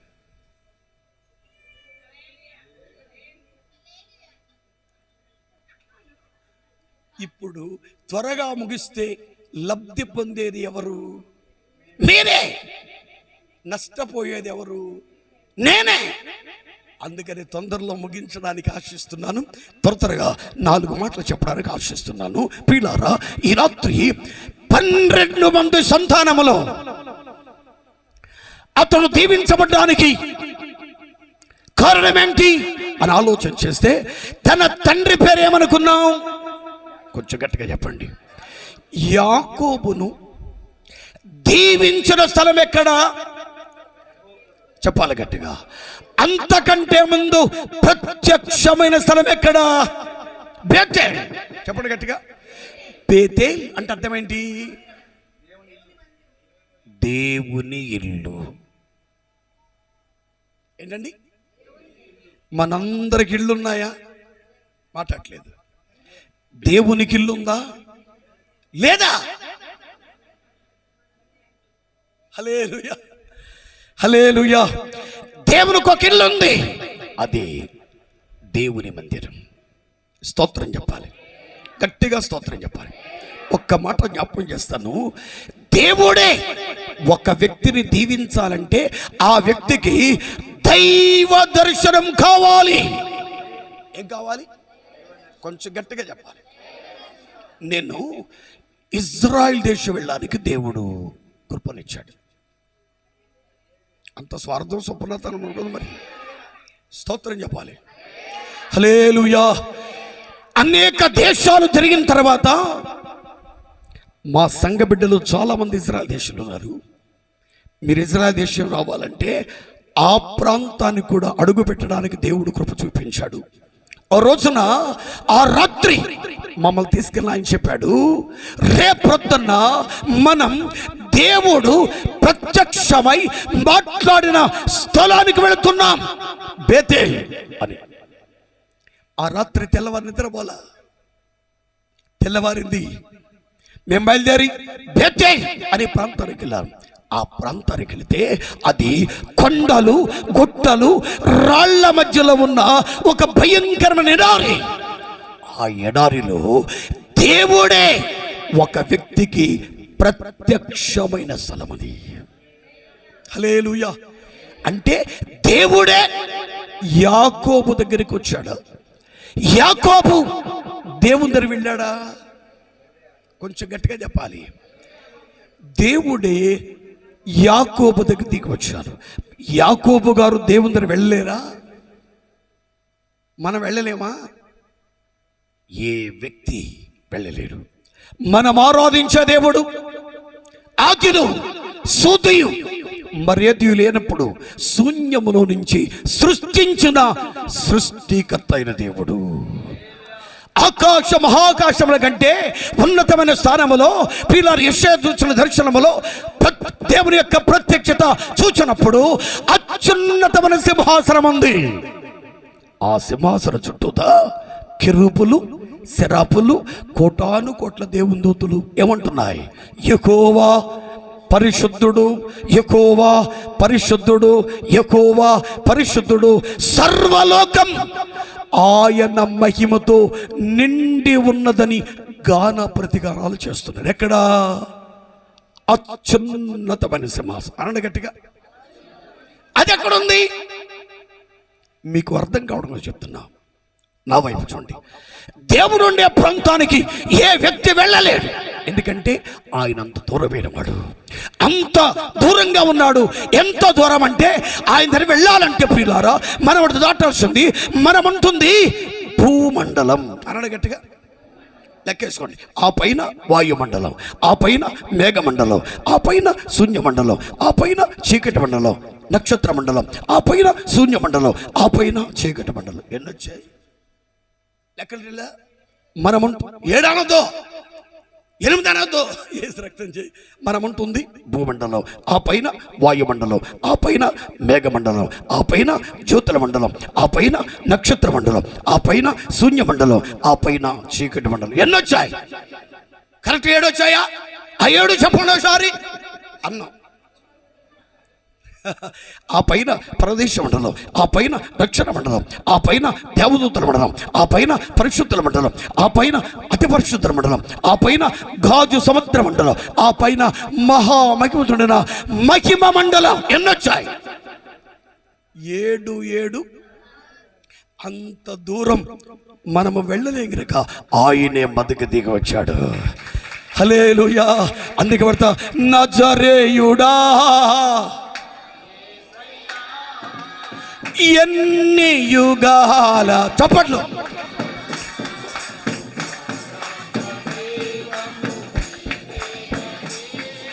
గళ్ళమెత్తి నీ కీర్తి నే చాటెదా నజరేయుడా నా యేసయ్యా ఎన్ని యుగాలకైనా. చప్పట్లు ఆరాధ్య దైవము గళ్ళమెత్తి నీ కీర్తి నజరేయుడా ఆకాశ గగనాలను నీ జేనతో కొలిచితివి ఆకాశ నీ జేనతో కొలిచితివి శూన్యములో ఈ భూమిని వ్రేలాడదీసిన నా యేసయ్యా శూన్యములో వ్రేలాడ నీకే వందనం నీకే వందనం నీకే నీకే నజరేయుడా ఎన్ని ఆరాధ్య దైవము గళ్ళమెత్తి నీ కీర్తిని చాటిన నజరేయుడా దేవునికి మహిమ కలుగును గాక. అందరొకసారి చేతులు పైకెత్తి గట్టిగా చప్పడుతో దేవుని నామాన్ని కనపరచుదాం. హల్లెలూయా. ఎన్ని సంవత్సరాల తరువాత అచ్చమైన పెంతెకొస్తేలాగా డ్రమ్ము కొట్టేవారిని దేవుడు మనకిచ్చాడు. ఈ రోజుల్లో ఎక్కడ డ్రమ్ములు లేవు, కాయలు లేవు. సురేష్ బాబుని అభినందిస్తున్నాను. ఇంకా రోజుల్లో అయ్యా కదండి, మన బతుకంత ఇయ్యేగా. స్తోత్రం చెప్పడం ఇప్పుడు అన్నీ వచ్చేసి అది కొట్టినప్పుడే ఉద్యమం వస్తుంది. స్తోత్రం చెప్పాలి. మీ అందరూ చప్పట్లు కొడుతుంటే దేవుడే మన మధ్యకు దిగి వస్తున్నాడు. హల్లెలూయా హల్లెలూయా. పిల్లారా, అలాంటి దేవుడే ప్రత్యక్షమై యాకోబుతో అంటాడు, యాకోబు నేను నీకు తోడై ఉంటాను, నీ వెళ్ళు ప్రతి స్థలములో నిన్ను కాపాడుతాను, ఈ దేశానికి మరల రప్పిస్తాను. పిల్లారా, దేవుని ప్రత్యక్షత యాకోబునకు పిల్లారా ప్రత్యక్షమయ్యేటప్పటికి యాకోబు జీవితం అయోమయంగా ఉంది. తండ్రిని మోసం చేశాడు, అన్నగారిని మోసం చేశాడు. జీవితంలో పిల్లారా బ్రతకలేక వెళ్ళిపోతున్నాడు. ఎక్కడికి వెళ్తున్నాడో తెలియదు, ఏమవుతుందో తెలియదు. ఆ రాత్రి తెల్లవారేటప్పటికి తన భవిష్యత్తు ఎలా ఉంటుందో తెలియదు.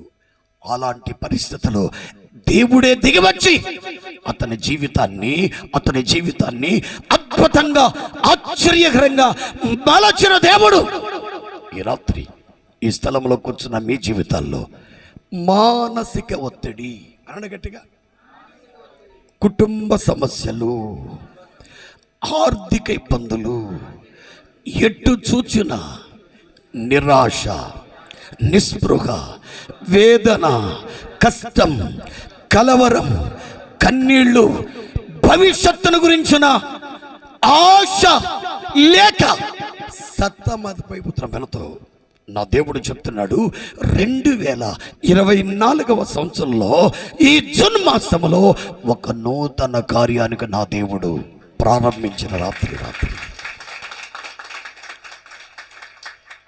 ప్రత్యక్షమైన దేవుడు వాగ్దానం చేశాడు, భవిష్యత్తును గురించిన భరోసా ఇచ్చాడు. అక్కడ ప్రారంభమైన అతని జీవన విధానం అనేక మంది జనములకు తండ్రిగా ఉండేటట్టుగా 12 మంది సంతానాన్ని యాకోబులో నుంచి దేవుడు పుట్టించాడు. అంటే మన జీవితం మారాలంటే ఈ రాత్రి ఆయన ప్రత్యక్షత మనకు అవసరం. ఆయన చేసిన వాగ్దానాలు మన జీవితానికి అవసరం. ఆ రీతిగా దేవుని చేత వాగ్దానం చేయబడిన యాకోబు జీవితంలో ఎంతమంది ఎంతమంది పుట్టారమ్మా? 12 మందిలో ఆషేరు గారు ఎన్నో వాడు? కొంచెం గట్టిగా చెప్పాలి, కొంచెం గట్టిగా చెప్పాలి. ఆ 9వ వాడు దేవుని వాక్యం చెప్తుంది అతని సహోదరులందరికంటే ఎక్కువగా, అందరిలాగా కాదు, అందరికంటే ఎక్కువ దీవించబడడానికి మొదటి కారణం ఏంటో జాగ్రత్త రాసుకోండి. 3 అంటే 3 మాటలు చెప్పి ఖచ్చితంగా సమయానికి ముగించబోతున్నాను.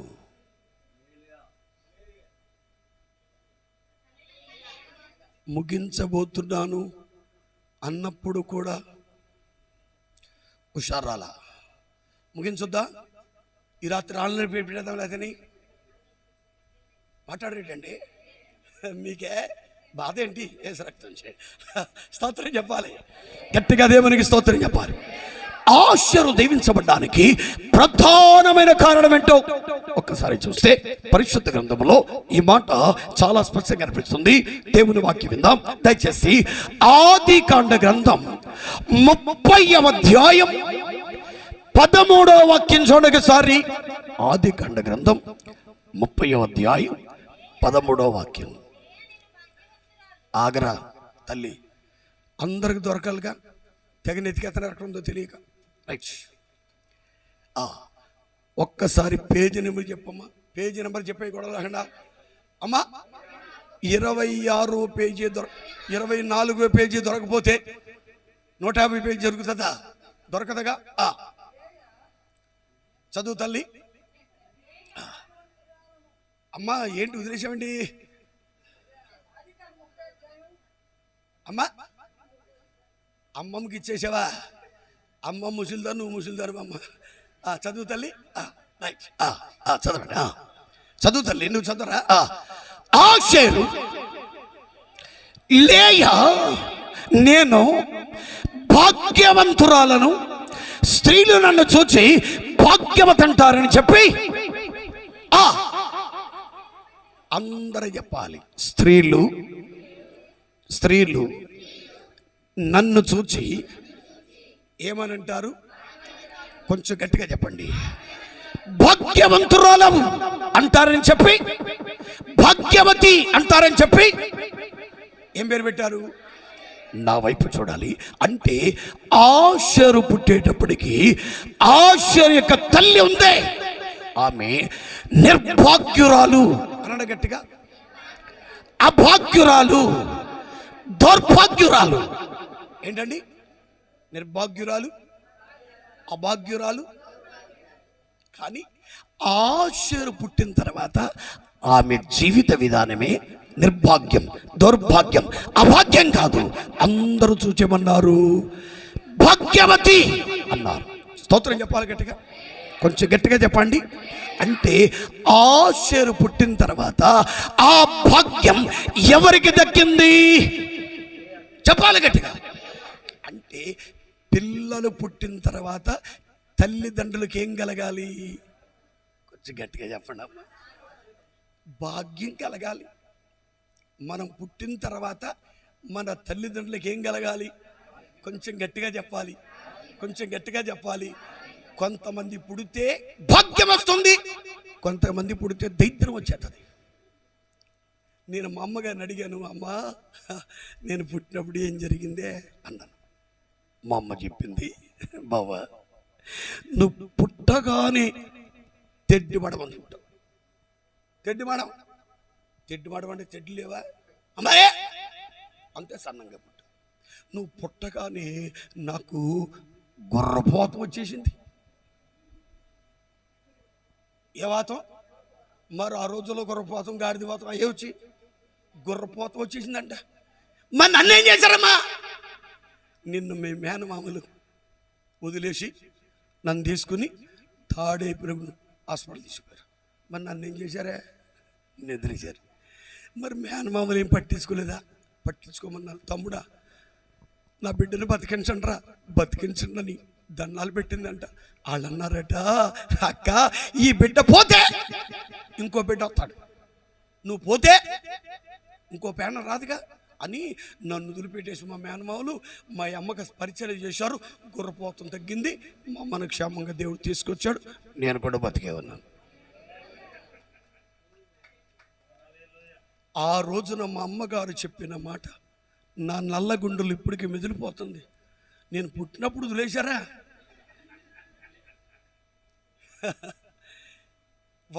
వాళ్ళు బతికినంత కాలం వాళ్ళ ఇంటికి వెళ్ళినప్పుడల్లా ఆ మాట నల్ల గుండెల్లో మెదిలిపోయి మరి ఏమనలేను. పోనీ ఇప్పుడు అనే వయసు వచ్చింది, వాళ్ళు లేరు. గమనించాలి ప్రియులారా, పుట్టిన వెంటనే తల్లిదండ్రులకు ఏం కలగాలి? భాగ్యం కలగాలి. కొంతమంది పుడితే భాగ్యం వస్తుంది, కొంతమంది పుడితే దౌర్భాగ్యం వస్తుంది, దరిద్రం వచ్చేస్తుంది, దరిద్రం కూడా వస్తుంది.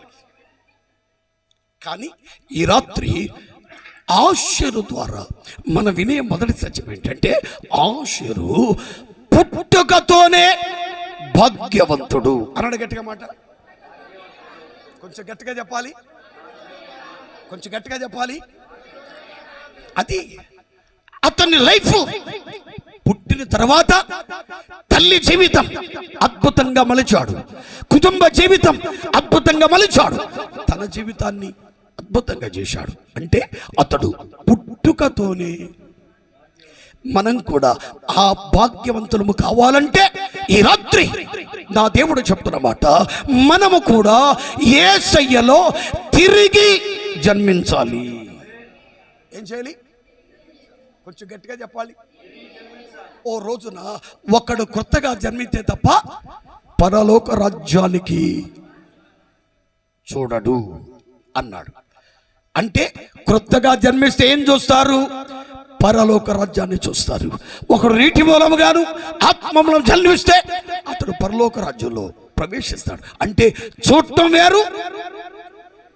అంటే ఈ ఆశీర్వాద కూటాల్లో భౌతికమైన ఆశీర్వాదము మాత్రమే కాకుండా పర సంబంధమైన ఆశీర్వాదాలు దేవుడు మనకి ఇవ్వాలంటే ఈ రాత్రి ఆయనలో మనము తిరిగి జన్మించాలి. అంటే మారు మనసు పొందాలి. చెప్పాలి గట్టిగా, బాప్తిసం పొందాలి. ఆయన మందిరములో తిరిగి జన్మించిన అనుభవాన్ని మన జీవితాల్లో కలిగి ఉంటే మనకంటే అదృష్టవంతులు మరొకడు ఉండరు. చేతులెత్తి గట్టిగా స్తోత్రం చెప్పాలి, కొంచెం గట్టిగా స్తోత్రం చెప్పాలి. హల్లెలూయా. యేసయ్యలో ఉండే భాగ్యం. ఓ మాట చెప్తాను, చాలా మందికి యేసు ప్రభు అంటే చులకన భావం.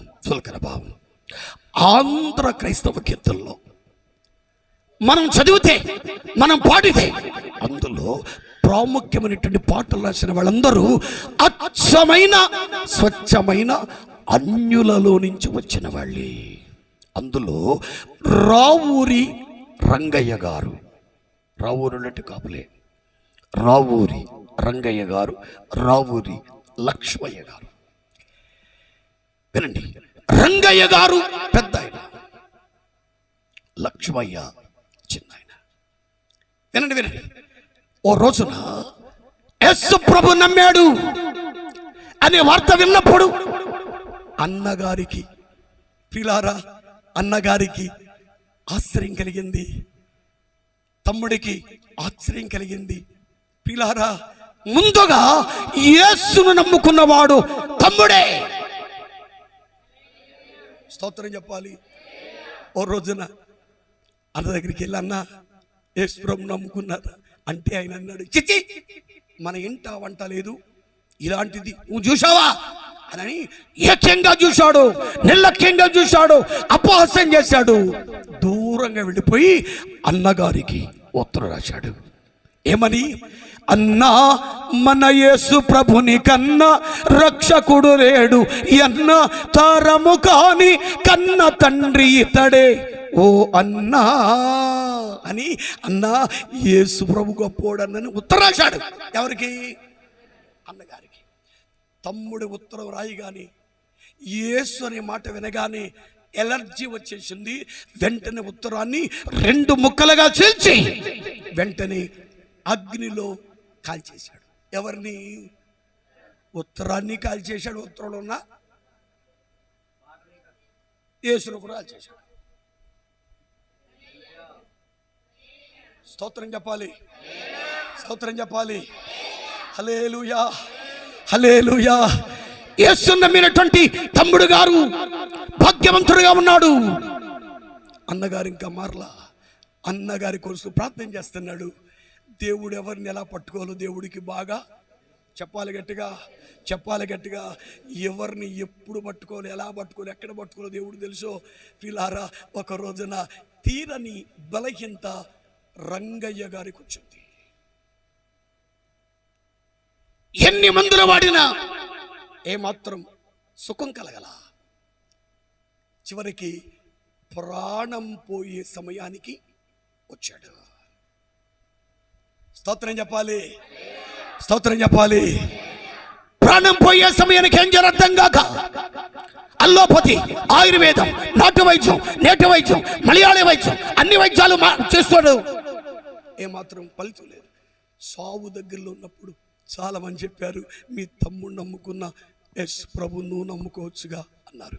ఆయన చెట్టే సావరైనా చస్తారు కానీ నమ్మటం జరగదన్నాడు. ఓ రోజున ఇక కూసేపుడుకో కాసేపు చనిపోతున్న సమయాల్లో అందరూ చెప్పగా ఎందుకో పిల్లార మనస్సు కుదిరింది. క్షవరం అయితేనే కానీ, అది మీకు తెలుసా, క్షవరం అయితేనే కానీ వెంటనే పిల్లారా, వెంటనే ఆయన దగ్గర మోకరించి ఎవ్వరు చూడకండి, యేసయ్య నన్నొక్కసారి దర్శించు నాయనా, మా తమ్ముడు నమ్ముకున్నాడు, నేను నమ్ముకుంటున్నాను, ప్రాణం నిలబెట్టను. కానీ అద్భుతమైన దైవ దర్శనం కలిగింది. వెంటనే అనూఖ్యమైన స్వస్థత దేవుడిచ్చాడు. కొంచెం గట్టిగా చప్పలు కొంచెంగా. హల్లెలూయా. అద్భుతంగా మార్చబడ్డాడు, స్వస్థత పొందాడు. యేసు ప్రభు నమ్ముకున్నాడు. ఆ నమ్మిన విషయాన్ని తమ్ముడు గారికి చెప్పాలిగా. చెప్తే ఏమంటాడు తమ్ముడు, చూసావురా నేను అన్నప్పుడు నమ్మలేదు, ఇప్పుడే నమ్ముకున్నాగా అంటారని వెంటనే తమ్ముడు గారికి ఒక పాట రాశాడు. రావూరి రంగయ్య గారు ఓ పాట రాశాడు. ఆ పాటలో ఉన్న భావం చూస్తే, అయ్యా నా జీవితంలో నా ప్రభువు ఎలా బతికంటే ఆయన రాస్తూ పాట ఏంటంటే, యేసు నన్ను ప్రేమించినావు పాపినైనా నన్ను ప్రేమించినావు. అయ్యా నీవు నన్ను ప్రేమించబయ్యా, నా కోసం ఈ లోకానికి వచ్చిన దేవుడవయ్యా, నన్ను బాగు చేసిన దేవుడవయ్యా. ఆ పాట రాసి తమ్ముడు గారి పంపగానే తమ్ముడి మనసు ఆనందముతో పరవశించిపోయింది. కొట్టండి చెప్పండి గట్టిగా. హల్లెలూయా, హల్లెలూయా, హల్లెలూయా. అనేక మంది దేవుని నమ్మారు, వారి జీవితాలు దేవునికి మార్చాడు. ఈ రాత్రి నా రెండు చేతులు జోడించి మనమే చేస్తున్నా, ఈ రాత్రి ఆశ్చర్యులాగా మనము కూడా తిరిగి జన్మించగలిగితే అనూఖ్యంగా విప్లవాత్మకంగా నీ జీవితాన్ని ఈ మాసంలో దేవుడు మార్చబోతున్నాడు. హల్లెలూయా, హల్లెలూయా, హల్లెలూయా. ఈ రాత్రి యేసు ప్రభుని నీ సొంత రక్షకుడిగా అంగీకరించాలి, మారు మనసు పొందాలి, బాప్తిసం పొందాలి. బెతేల్ అనగా దేవుని మందిరంలో దేవుని మాటలు వినగలిగితే ఇక నుంచైనా నీ ద్వారా నీ కుటుంబమే అదృష్టంగా నా దేవుడు మార్చబోతున్నాడు. కొంచెం గట్టిగా స్తోత్రం చెప్పాలి. హల్లెలూయా, హల్లెలూయా. ఇప్పుడు చెప్పండి, ఆశలు దీవించబడడానికి మొదటి కారణం ఏంటి? రాలేదమ్మా, రాలేదా? ఆషేరు పుట్టుకతోనే భాగ్యం. ఈ రాత్రి మనము కూడా యేసయ్యలో తిరిగి జన్మించగలిగితే అద్భుతాలు వెంబడి అద్భుతాలు దేవుడు చేస్తాడు. ఆయన నమ్మితే చాలండి, నమ్మితే నీ వలన నీ జీవితంలో అనూఖ్యమైన అద్భుతమైన పిల్లారు ఎవ్వరు ఊహించని గొప్ప కార్యాలు నా దేవుడు చేస్తాడు. స్తోత్రం చెప్పాలి, స్తోత్రం చెప్పాలి, స్తోత్రం చెప్పాలి. ముగిస్తారు ప్రియులారా. మొదటి మాట ఏం చెప్పండి? ఆషేరు దీవించబడ మొదటి కారణం ఏంటి? ఆషేరు పుట్టుకతోనే. హల్లెలూయా, హల్లెలూయా. రెండో మాట జ్ఞాపకం చేస్తాను. ఆదికాండ గ్రంథంలో 49వ అధ్యాయం 20వ వాక్యం చూడగసారి.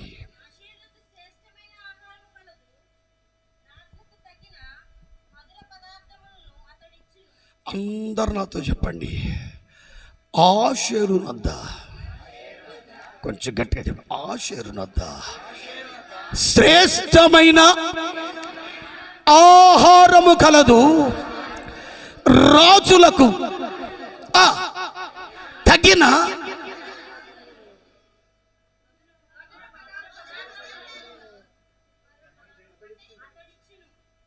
ఎవరికి చెప్పండి. అంటే ఆషేరు గారి దగ్గర ఎవరి తినే ఆహారం ఉంది? రాజులు తినే ఆహారం. మనకా తింటారా? మాట్లాడేటండి. దేశాన్ని పరిపాలించే మహారాజులు తినే ఆహారం సామాన్యులు తినే ఆహారం వంటిది కాదు.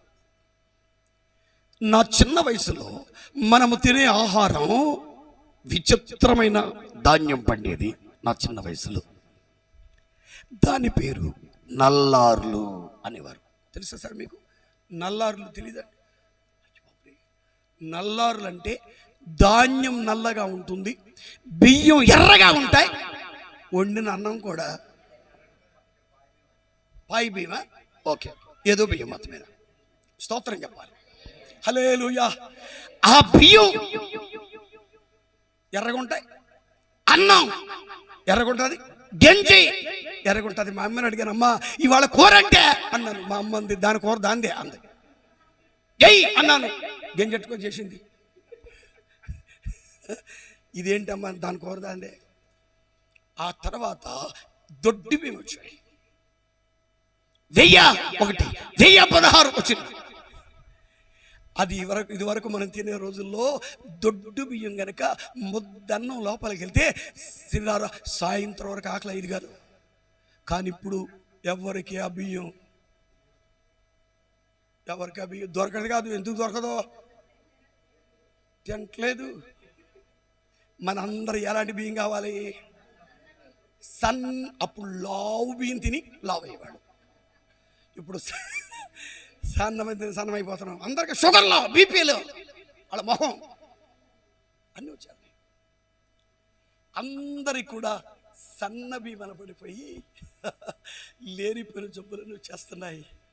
ఇది వరకు తినే ఆహారంలో శక్తి ఉండేది. మన పూర్వీకులు తిన్న ఆహారంలో ఏముండేది? మరి ఇప్పుడు మనం తిన్న ఆహారం చిన్నప్పుడు నడువడిపోతుంది, కాళ్ళు ఎక్కట్లేదు, పైకి ఎక్కట్లేదు, లేనిపోయిన జబ్బులు వచ్చేస్తున్నాయి. అంటే మనము తినే ఆహారంలో కాస్ట్ ఉంది, కానీ దాంట్లో స్టామినా లేదు. అంటే మనం తినే ఆహారం ఏముండాలి? మీకు అర్థం కావడం కోసం చెప్తున్నా. మనము తినే ఆహారంలో స్టామినా ఉండాలి. అంటే విటమిన్స్ ఉండాలి, కార్బోహైడ్రేట్స్ ఉండాలి, మినరల్స్ ఉండాలి, ప్రోటీన్స్ ఉండాలి, ఫ్యాట్స్ ఉండాలి, ఫైబర్ ఉండాలి. ఇవన్నీ ఉండాలి. కానీ ఉన్నాయా? మాట్లాడలేదండి. లేవు, ఏమీ లేవు. ఉత్తన్నది నేతనం, పొట్ట లాగొచ్చేస్తుంది, కాళ్ళు వెనక్కి వచ్చేస్తున్నాయి, పొట్ట ముందుకు వచ్చేస్తుంది, మెట్లు ఎక్కడం అంటే ఆయాసం వచ్చేస్తుంది, మోకాళ్ళల్లో ఏమి లేదంట, జిగురు లేదు. ఓ ముసలమ్మ గారు, మోకరించమ్మా, మోకరించండి అయ్యా, మోకాళ్ళల్లో గ్రీజు లేదంట. నేను అన్నాను, రాజోలు సైకిల్ షాప్లో బోల్డ్ గ్రీజు ఉంటుందిగా. అంటే మనము తినే ఆహారం ఏం లేదు, తగిన శక్తి సామర్థ్యాలు లేవు. ఆషేరు దగ్గర రాజులు భుజించే గట్టిగా స్తోత్రం చెప్పండి, కొంచెం గట్టిగా స్తోత్రం. పల్లెటూరులో పెరిగినాడు, రాజులు తినే భోజనం మనకు తెలియదు. 97వ సంవత్సరంలో బొంబాయి పిలిచారు నన్ను వాక్యం చెప్పడానికి. అంత స్వార్థం ఉండకూడదు. మరి 3 రోజులు కూడా దేవుని వాక్యం అందించిన తర్వాత ఒక పెద్ద చైనీస్ రెస్టారెంట్లో మాకు భోజనం పెట్టారు. కోడిపళం కానీ ఇలా వేపేసి పట్టుకొచ్చారు. తినేద్దామని గబిక్కిని చెయ్యెట్టేసాను. నా పక్కోడు అన్నాడు, చేయకూడదు, స్పూన్ ఎట్టాలి. నేను అన్నాను, ఉప్పు లేదురా అన్నాను. అది ఏదో పట్టుకొచ్చేసాడు, సాల్ట్ అంట. కారం లేదురా అన్నాను, మీకు తెలిసిపోయింది అది అట్టుకోడు. చింతపండు పులుపు లేదన్నాను, అది అట్టుకొచ్చేసాడు. ఇన్ని తిన్నా పిల్లారా కడుపు మాత్రం నిండట్లేదు. తర్వాత అన్న అయిన తర్వాత డ్రింక్ కట్టుకొచ్చాడు. ఆ తర్వాత విచిత్రమైన పట్టుకొచ్చాడు. నేను అప్పుడే చూశాను, ఇదేంట్రా అన్నాను. నూడిల్స్ అన్నాడు. నాకు తెలియదు, స్పూన్లో 4 వస్తున్నాయి, 2 నోట్లోకి వెళ్తున్నాయి, 2 బయటకు వచ్చేస్తున్నాయి. ఇదేంట్రా అన్న. నూడిల్స్ సార్ అన్నాడు. నాకు అనిపించింది, మనం పల్లెటూరులో కదండి, నేను చదువుకునే రోజుల్లో గేల వేయడానికి, కాలంలో గేల వేయడానికి పెంట పోగులు తీస్తే అది గుర్తొచ్చిందండి. 2 వెళ్తున్నాయి, 1 వచ్చేస్తుంది. పోనీ చేత్తో తింటాక లేదు, స్పూన్తోనే తినాలంటే. నాకు అనిపించింది, అరే బాబు నీకో దండం, నీ బొమ్మకే దండారా బాబు. 3 రోజులు తిన్నాం కానీ అసలు ఏమనిపించలే. నాతో పాటు జోసఫ్ జయబాబు గారు ఒక ఆయన వచ్చాడు. ఆయన అన్నాడు, అన్న నీకేమైనా కడుపు నిండిందా అన్నాడు. ఏం లేదా మరి నీకు అన్నాను, నాకు నిండలేదు. మరి ఈ టైంలో ఏం కావాలి? ఆయన అన్నారు, 3 రోజులు సరిపడా 20,000 రూపాయలు కట్టేశాం మీకు. దేనికి? భోజనానికి 20,000 కట్టేశారా? ఆ తిండి మనకు అలవాట్లేదు. నేను అన్నానన్నా నీకేమనిపిస్తుందంటే ఆయన అన్నాడు, అయ్యా మన ఇంట్లో మన అమ్మ వండిన తర్వాత ఎండ్రోలు పులుసు ఉండేదే, ఎండు చేపల పులుసు ఉండేదే, ఆ పులుసుతో ఇంత అన్నం తిద్దిరాంగా అంటే అక్కడ పెట్టిన అన్నం మాకు సరిపోలేదు కాదు, కడుపు నిండలేదు. ఏళ్ళ అన్నం చల్లకుండా వేసి రక్తం చేయి స్తోత్రం చెప్పాలి. అంటే రాజులు తినే ఆహారం బలమైన ఆహారం. ఇప్పుడు చెప్పండి, ఆశీరు దగ్గర ఎలాంటి ఆహారం ఉంది? బలమైన ఆహారం ఉంది. చేతులది గట్టిగా స్తోత్రం చెప్పాలి, స్తోత్రం చెప్పాలి గట్టిగా. అనగా దేవుని సముఖంలో దేవుడు మనకిచ్చే ఆహారం ఉందే, ఆహారం శక్తివంతమైన ఆహారం దేవుడు మనకిచ్చాడు. ఆ ఆహారమే దేవుని వాక్యం. అందుకే పడతా, నీ వాక్యమే నన్ను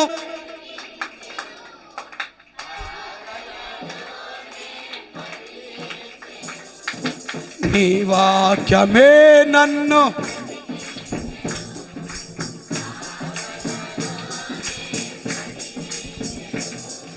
కృపాశక్తి జయశక్తి వాక్యమయ్యున్న యేసు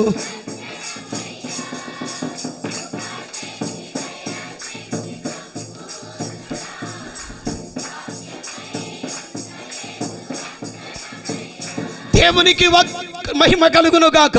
అందరూ సరిగట్టిగా స్తోత్రం చెప్పాలి. అంటే మన ప్రాణం తెప్పరిల్ల చేసేది ఏంటన్నమాట. దావీదు గారు అంటాడు, నీ వాక్యం నన్ను బ్రతికిస్తుంది, నా బాధలు ఇదే నాకు. ఇన్ని వందల మంది పలు ప్రాంతాల నుంచి వచ్చారంటే దేనికోసం వచ్చాం? సురేష్ గారు పెట్టి భోజనం కోసం కాదు. ఆ భోజనం తింటే శరీరానికి మాత్రమే శక్తి. దేవుని వాక్యం తింటే ఆత్మీయ జీవితానికి శక్తి కలుగుతుంది. నిరాశ, నిస్పృహ, వేదన, కష్టం, కలవరం, కన్నీళ్లు, మానసిక ఒత్తిడి, కుటుంబ సమస్యలతో నీ జీవితం అలమటిస్తూ ఉంటే ఈ రాత్రి ఈ ఆశీర్వాద కూడిక ద్వారా నిన్ను బలపరిచే దేవుని వాక్యం నీ జీవితానికి దీవెనకరంగా దేవుడు మార్చునుగాక. కొంచెం గట్టిగా ఆమేన్ చెప్పాలి, కొంచెం గట్టిగా ఆమేన్ చెప్పాలి. బైబిల్లో ఒక ఆయన ఉన్నాడు, ఆయన పేరు ఏలియా. చెప్పండి గట్టిగా. ఏలియా గారు ఎంత గొప్పవాడంటే అతడు ప్రార్థన చేస్తే 3.5 సంవత్సరాల వర్షం కూడా మరలా ప్రార్థన చేస్తే దేవుడు ప్రియులారా, అంతటి గొప్పవాడు. ఆయన కూడా మానసిక ఒత్తిడితో నిండిపోయాడు. ఎవరు? చెప్పాలి గట్టిగా, చెప్పాలి గట్టిగా. అంటే ఏలియా గారికి మాత్రమే కాదు, ఈ స్థలంలో ఉన్న మనందరి జీవితంలో ఏదో ఒక మానసిక ఒత్తిడి మనల్ని కలవరపెడుతూ ఉంది.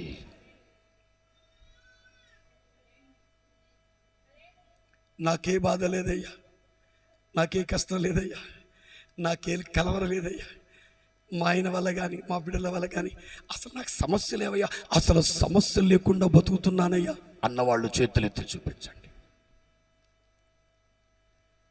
సమస్యలు లేని మనిషి అంటూ, సమస్యలు లేనివాడు అసలు మనిషే. ప్రతి మనిషికి సమస్య ఉంటుంది. నర్సాపురంలో పాస్టర్ గారు, ప్రియులారా అసోసియేషన్ వాళ్ళు దేవుని వాక్యం చెప్పడానికి వెళ్ళాను. 300 మంది ఉన్నారు. ఆ 300 పాస్టర్ గారు చెప్పాను, నా సంఘంలో ఏ సమస్య లేదు, నా కుటుంబంలో ఏ సమస్య లేదు, నాకు అసలు ఏ బాధ లేదు అన్న పాస్టర్ గారు ఎవరు ఉన్నారంటే ఎవరు చెయ్యెత్తలేదు. ఒక ఆయన మాత్రం చెయ్యెత్తాడు. నీకే బాధ లేదు నాన్న అన్నాను. లేదయ్యా అన్నాడు. అయితే ఏ బాధ, ఏ సమస్య, ఏ కష్టం లేకుండా ఎలా సంఘాన్ని నడిపిస్తున్నా ఒక్కసారి చెప్పు నాన్న అని ఆయన పిల్లలు మైకిస్తే ఆయన అన్నాడయ్యా, నిజంగానే గారు చెప్పినట్టుగా నాకే సమస్య లేదు, నాకే బాధ లేదు, ఏ కష్టం లేదు, ఎందుకంటే నాకు అసలు సంఘమే లేదు.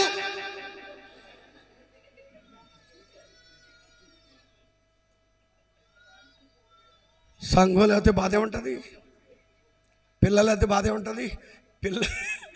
పిల్లలు లేరనే బాధ తప్ప ఏ బాధ. అంటే ఎంత పెద్ద సంఘం ఉంటే అని పెద్ద స్తోత్రం చెప్పాలి. కొంచెం గట్టిగా, కొంచెం గట్టిగా. సంఘములోని వాళ్ళందరూ ఒక రకమైన విశ్వాసాలు ఉండరు. వలలో ఎన్ని రకాల చేపలు వస్తాయో సంఘంలో కూడా. పిల్లారా, మనం వలేస్తున్నప్పుడు పిల్లారా చేపలు పట్టేవాళ్ళు తెలుస్తుంది. చేపలు పడితే చేపల వల్ల ఏమొస్తాయి చెప్పండి? బొమ్ముడాలు వచ్చాయి. బొమ్ముడాల్లో ఏ గుణం ఉంది? అది జారిపోతా 10 మందిని తీసుకుపోతే అంగా బొమ్ముడాలు ఉన్నాయి. అంటే సంఘములు ఏమున్నాయి? కొన్ని ఆ వలలో ప్రియులారా విచిత్రమైన చేపలు ఉంది. దాని పేరే ఉరకమట్టగడస. ఉరకమట్టగడిసి ఏం చేస్తుంది? ఉరకమట్టగడిసి ఏం చెప్పండి? ఉరుకుద్ది. ఈ సంఘంలోంచి ఆ సంఘంలో, ఆ సంఘంలోంచి వాళ్ళు ఏం పెట్టవచ్చు? ఏం పెట్టవచ్చు? పోతే బండి వేసే రక్తం. స్తోత్రం చెప్పాలి గట్టిగా. మంచిగా పెట్టాడు సురేష్ బాబు. నేను తాగను, ఎవరిని తాగను, వేసే రక్తం. గట్టిగా దేవునికి స్తోత్రం చెప్పాలి, గట్టిగా దేవునికి స్తోత్రం చెప్పాలి. ఉరక మట్టి గడుసులు కూరలో పనికిరావు, మరేం చేస్తాయి? ఈ సంఘంలోంచి ఆ సంఘం, ఆ సంఘంలోంచి ఈ సంఘం. కూరకు పనికిరావయ్యి ఎగురుతాయి. అలాంటి ఉరక మట్టి గడుసులు కూడా ప్రతి సంఘంలో, ప్రతి సంఘంలో, ప్రతి సంఘంలో విచిత్రమైన చేపలు ఉన్నాయి. దాని పేరే జల్ల. దాని పేరు ఇంగిలాయ్. ఇంగిలాయ్ జల్లకేముంటుంది? చాలా మంది విశ్వాసులకి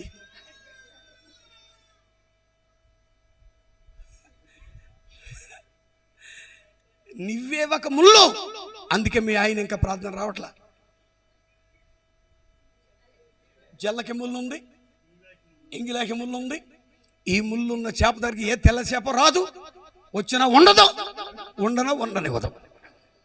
ముళ్ళతో పొడి చేస్తాం.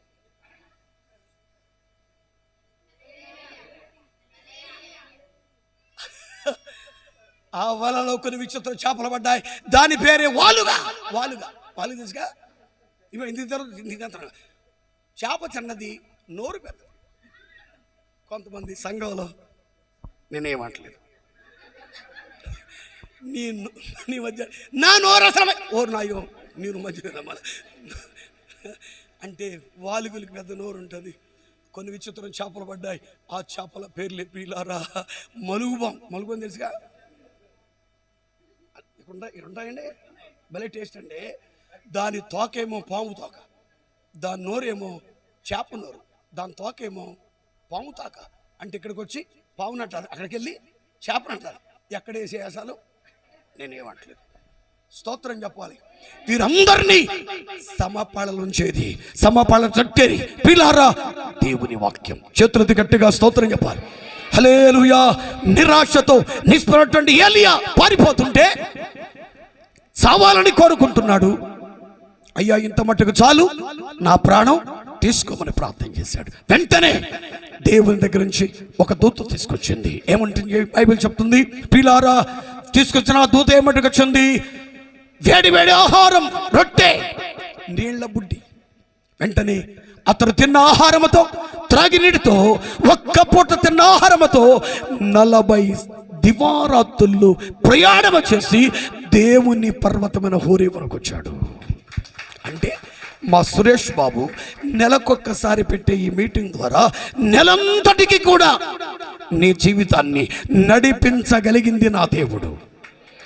కష్టపడగొట్టండి గట్టిగా. హల్లెలూయా, హల్లెలూయా, హల్లెలూయా. స్తోత్రం చెప్పాలి గట్టిగా. నా మాటలు ముగిస్తున్న పిల్లారా, ఆశ్చర్య దీవించబడడానికి మొదటి కారణం చెప్పండి, అతడు పుట్టుకతోనే భాగ్యవతి. రెండవది ఆశ్చర్యునొద్దా. అంటే మనం వెళ్ళే సంఘములు ఏముండాలి? శ్రేష్టమైన దేవుని వాక్యం ఉండాలి.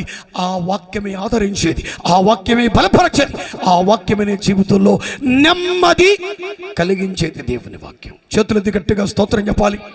అంటే మనం వెళ్ళే సంఘములో ప్రియులారా దేవుని చేత అభిషేకము పొందిన దేవుని సేవకుడు ఉండాలి. అతని నోటి నుంచి వచ్చే మాట పరలోకం నుంచి వచ్చిన శ్రేష్టమైన మాటగా ఉండాలి. హల్లెలూయా. ముగిస్తున్న టైం అయిపోయింది.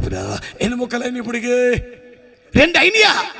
టైం అయిపోయింది. మరి మిగిలిన మొక్కలు ప్రభు చిత్తమైతే మళ్ళీ ఎప్పుడైనా వచ్చినప్పుడు చెప్తాను.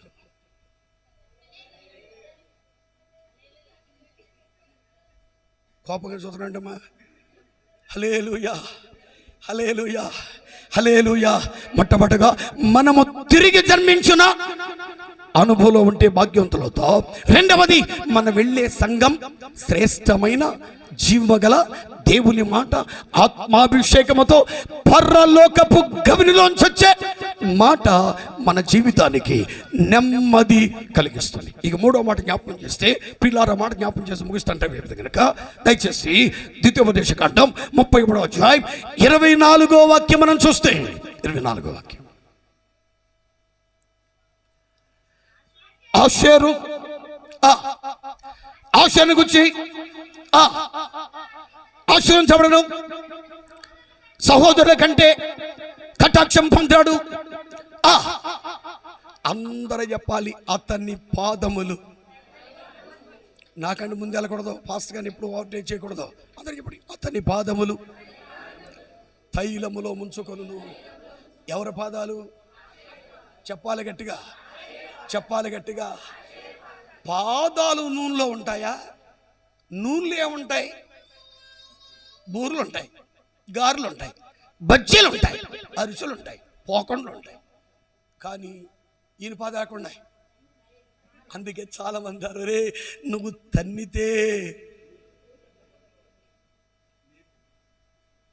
తన్నితే బూరెలు కంపలో పడ్డావరా. కొందరు యోబు గారు అంటాడు, నేను పెట్టిన అడుగెల్లా నేతిలో పడిను. ఎక్కడ పడ్డారు? మనం ఏంటాం? నేను పెట్టిన అడుగెల్లా గోతులో పడిను. మనం ఎక్కడ అడిగితే అక్కడ గొయ్యే. అమ్మగారింట్లో గొయ్య, అత్తరింట్లో గొయ్య, సంఘానికి ఎత్తు గొయ్య, ఎక్కడ గొయ్యే. కానీ మనం పెట్టిన అడుగెల్లా నేతిలో పడాలంటే ప్రియులారా నూనె పరిశుద్ధాత్మకు సదృశ్యం. అంటే మనందరం కూడా ఏ ఆత్మ చేత నింపబడాలి? ఆత్మ లేనివాడు నావాడు కాడు. ఎందరూ దేవుని ఆత్మ చేత నడిపించబడతారు, వారు దేవుని పిల్లలవుతారు. లూదియమ్మ గారి సేవ ఈనాటికి ఫలించడానికి ఒకే ఒక రహస్యం. శక్తితో కాదు, బలముతో కాదు, ఆత్మ చేతన దేవుడు జరిగిస్తున్నాడు కాదు. స్తోత్రం చెప్పాలి, స్తోత్రం చెప్పాలి, స్తోత్రం చెప్పాలి. ఆటంకాలు అడ్డమడలు కలిగిన ఇవన్నీ కూడా సరళము చేస్తుంది ఎవరన్నమాట? దేవుని ఆత్మ. అంటే మనందరూ దేంతో నింపబడాలి? చెప్పాలి గట్టిగా, దేవుని ఆత్మతో నింపబడాలి. ఇదిగో ఇతడే నా ప్రియకుమారుడు, ఈయనందు నేను ఆనందిస్తున్నాను.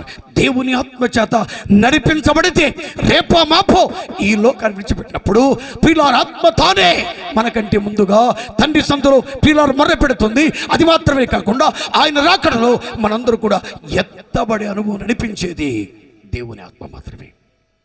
ఏలియా మీదకి వచ్చిన ఆత్మ ఎలీషా మీదకి రెట్టింపు ఆత్మ వచ్చింది. మా సురేష్ బాబు గారికి రాబోయే రోజుల్లో రెట్టింపు ఆత్మాభిషేకముతో అనేక మందిని దేవుని వైపు మళ్ళించునుగాక. స్తోత్రం చెప్పాలి, స్తోత్రం చెప్పాలి. ఆత్మ లేనివాడు కనుక మన సంఘంలో ఏముండాలి, మనం వెళ్ళే సంఘంలో ఏముండాలి, ఆత్మాభిషేకంతో ఉండాలి. ఆత్మాభిషేకం దేవుని వాక్యం వాళ్ళ జీవితాలు ఫలభరితంగా దేవుడు మారుస్తాడు. ఇది చెప్పడానికి సమయం కాదు కనుక నా మాటలు ముగిస్తున్నాను. ఆశీర్వాదం వద్దాం. మొట్టమొదటికి చెప్పండి, ఆశీర్వాదం దీవించడానికి మొదటి కారణం పుట్టుకతోనే భాగ్యవంతుడు. రెండవది ఆశీర్వాదం ఏముంది, శ్రేష్టమైన ఆహారం. మూడవది ఆశీర్వాద పాదములు. చెప్పాలి, చెప్పాలి గట్టిగా, ఆశీర్వాద పాదములు తైలములో ముంచుకున్నాయి. ఆమేన్. అంటే అతడు ఎక్కడికి వెళ్ళినా ఏం పొందినవాడు, ఆత్మ అభిషేకం పొందినవాడు. ఈ రోజున మనము చేయలేని కార్యం పరిశుద్ధాత్మ దేవుడు జరిగిస్తున్నాడు. అందరూ సరిగట్టిగా స్తోత్రం చెప్పాలి. ముగిస్తున్న ప్రియులారా, ఇక కిందకి మీరు ఇంటికి వెళ్ళి చదువుతుండే బైబిల్ విశేషాలు మీరు కంగారు పడకండి, టైం అయిపోయింది కనుక. ఆశీర్వాద పాదములు తైలములు ముంచుకున్నారు. కింద మనం చేస్తే అతన్ని పాదరక్షలు అని వ్రాయాలి. ఏ రక్షలు? గట్టిగా చెప్పు, కొంచెం గట్టిగా చెప్పు, కొంచెం గట్టిగా చెప్పు. పాదరక్షలు అంటే ఆహా భలే అర్థమైపోయింది. కాలి జోడు వేరు, కళ్ళ జోడు వేరు. కళ్ళ జోడేమో కళ్ళు కట్టుకుంటా, కాలి జోడేమో కాలికి వేసుకుంటా. దాని ఏమన్నారు? పాదరక్షలు ఇనుపవియు ఇత్తడివి. ఏంటండి ఇనుపవియు అంటే? ఇనుము జోళ్ళు, ఇత్తడి జోళ్ళు. ఎక్కడికి వెళ్ళినా సరే, ఎలాంటి ముళ్ళ కంపల్లోకి వెళ్ళినా ఏమీ కావు. స్తోత్రం చెప్పాలి. నా మాటలు ముగిస్తున్నా. పాదరక్షలు దేన్ని సూచిస్తున్నాయంటే, మనం లోపల గదిలో సిద్ధపడిన తర్వాత బయటికి వెళ్ళే ముందుగా ఏం వేసుకుంటాం? గట్టిగా చెప్పండి. పాదరక్షలు దేని చూస్తుంటే సిద్ధపాటును సూచిస్తున్నాయి.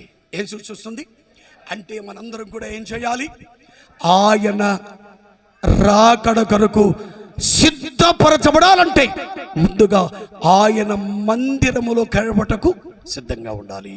రెండవది ఆయన పాదాల దగ్గర ప్రార్థన చేయడానికి సిద్ధంగా ఉండాలి. ఆయన చేసిన మేడను బట్టి మనసారా సాక్ష్యం చెప్పడానికి సిద్ధంగా ఉండాలి. అది మాత్రమే కాదు, ఆయన మన మధ్యకు ఆహ్వానించాలంటే ఆత్మతో సత్యముతో ఆరాధన చేయాలి. స్తోత్రం చెప్పాలి, స్తోత్రం చెప్పాలి. ఆయన మందిరం రావాలి, పాటలు పాడాలి, పిల్లారా పరిచర్య చెయ్యాలి, ఆరాధనలో పాలు పొందాలి. స్తోత్రం చెప్పాలి. మరి విశేషంగా సిద్ధపాటు అంటే ఆయన మందిరానికి వచ్చిన మనం ఆయన చేసిన మేలు బట్టి కేవలం పిల్లార నోటితో మాత్రమే కాదు స్తుతి, ఆయన చేసిన మేలు బట్టి మనసారా హృదయపూర్వకంగా చేతితో దేవునికి ధారాళంగా ధారాళంగా ధారాళంగా. బ్యాటరీ డౌన్ అయిపోయిందండి. ఇప్పటివరకు భలే హుషారుగా ఉన్నాం. ఆయన సన్నిధికి వచ్చిన తర్వాత ఏం చేయాలి?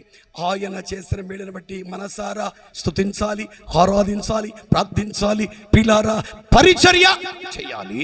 అది మాత్రమే కాదు, దేవుని పరుకొరకే దేవుడికి మనము ధారాళముగా ధారాళముగా ధారాళంగా ఇవ్వాలి. నేనేమన్నా ఇచ్చే చెయ్యప్పుడు పైన ఉంటుందా కింద ఉంటుందా? మరి తీసుకునే చెయ్యప్పుడు మరి మన చెప్పుడు కింద ఉండాలా పైన ఉండాలా? పైన ఉండాలి. ఏం చేయాలి? పైకి వెళ్ళిపోవాలా? పైకి వెళ్ళిపోవాలా? ఆయన చేసిన మేలుని బట్టి ఆయనకి ఇవ్వాలి. ఏమి ఇవ్వాలి? ప్రథమ ఫలం. చెప్పడం గట్టిగా. దశమ భాగం. చెప్పడం గట్టిగా. దేవుడు చేసిన మేలు బట్టి ఏది దేవుడు ఇస్తే అది దేవునికి ఇవ్వాలి. పాడేస్తాం. నీ ధనము నీ ఘనము. ఫాలో పాట పాట ఇంత హుషారుగా పాడుతున్నారండి సురేష్ బాబా. పాట ఇంత హుషారు పాడుతున్నారంటే నేనేమంటలేదు. పాట హుషారుగా పాడేశారు. పాటలు పాట అలవాటైంది. పాటలు అరిగిపోయే నోట్లో, పుస్తకంలో ఆ పేజీ చిరిగిపోయింది. ఇస్తున్నామా? ఇస్తున్నామంటే లూదియం గారికి స్తోత్రం ఏంటండి? దేవునికి ఇవ్వాలి. ఏమి ఇవ్వాలి? నిధనము,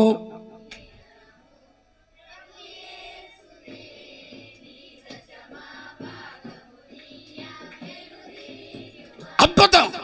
ఇంకో పాట, సమర్పణ చేయుము.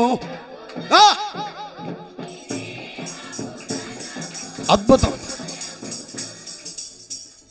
అద్భుతంగా పాడుతున్నారు. పాడతా మాత్రమే కాదు, పాటిస్తే ఆ షేరు కంటే గొప్పగా దేవుడు మార్చబోతున్నాడు. అందరూ సరిగట్టిగా స్తోత్రం చెప్పాలి.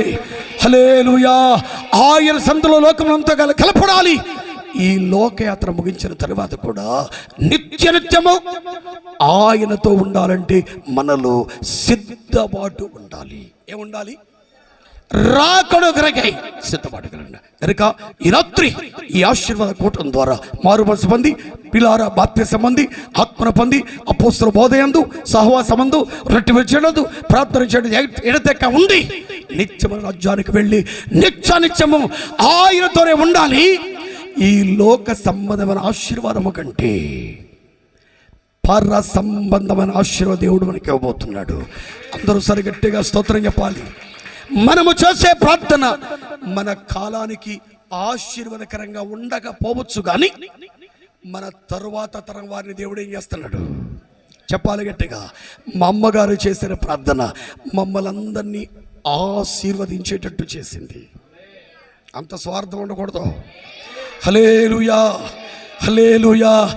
మనము తినే తిండి అయినా, కట్టే బట్ట అయినా, తిరిగే కారు అయినా, మురిగే కుక్క అయినా, దాటే గేట్ అయినా కలిగి ఉన్నదేది ఆయన లేకుండా నిత్యము మన ద్వారా మన పిల్లల దేవుడు దీవిస్తాడు. అందుకని ఈ రాత్రి దేవా నీవు నన్ను ఆశీర్వదించమని దావీదు గారు అంటున్నాడు.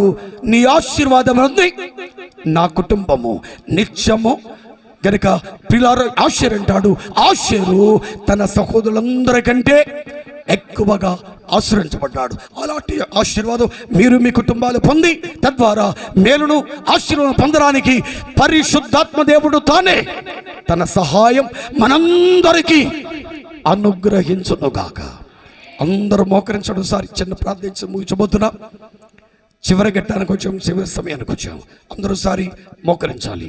మోకరించిన వారు ఆకాశమందున్న దేవుని వైపునకు చేతులు పైకెత్తాలి. చేతులు ఎత్తిన వారు అందరూ ఒకసారి నోరు తెరవాలి.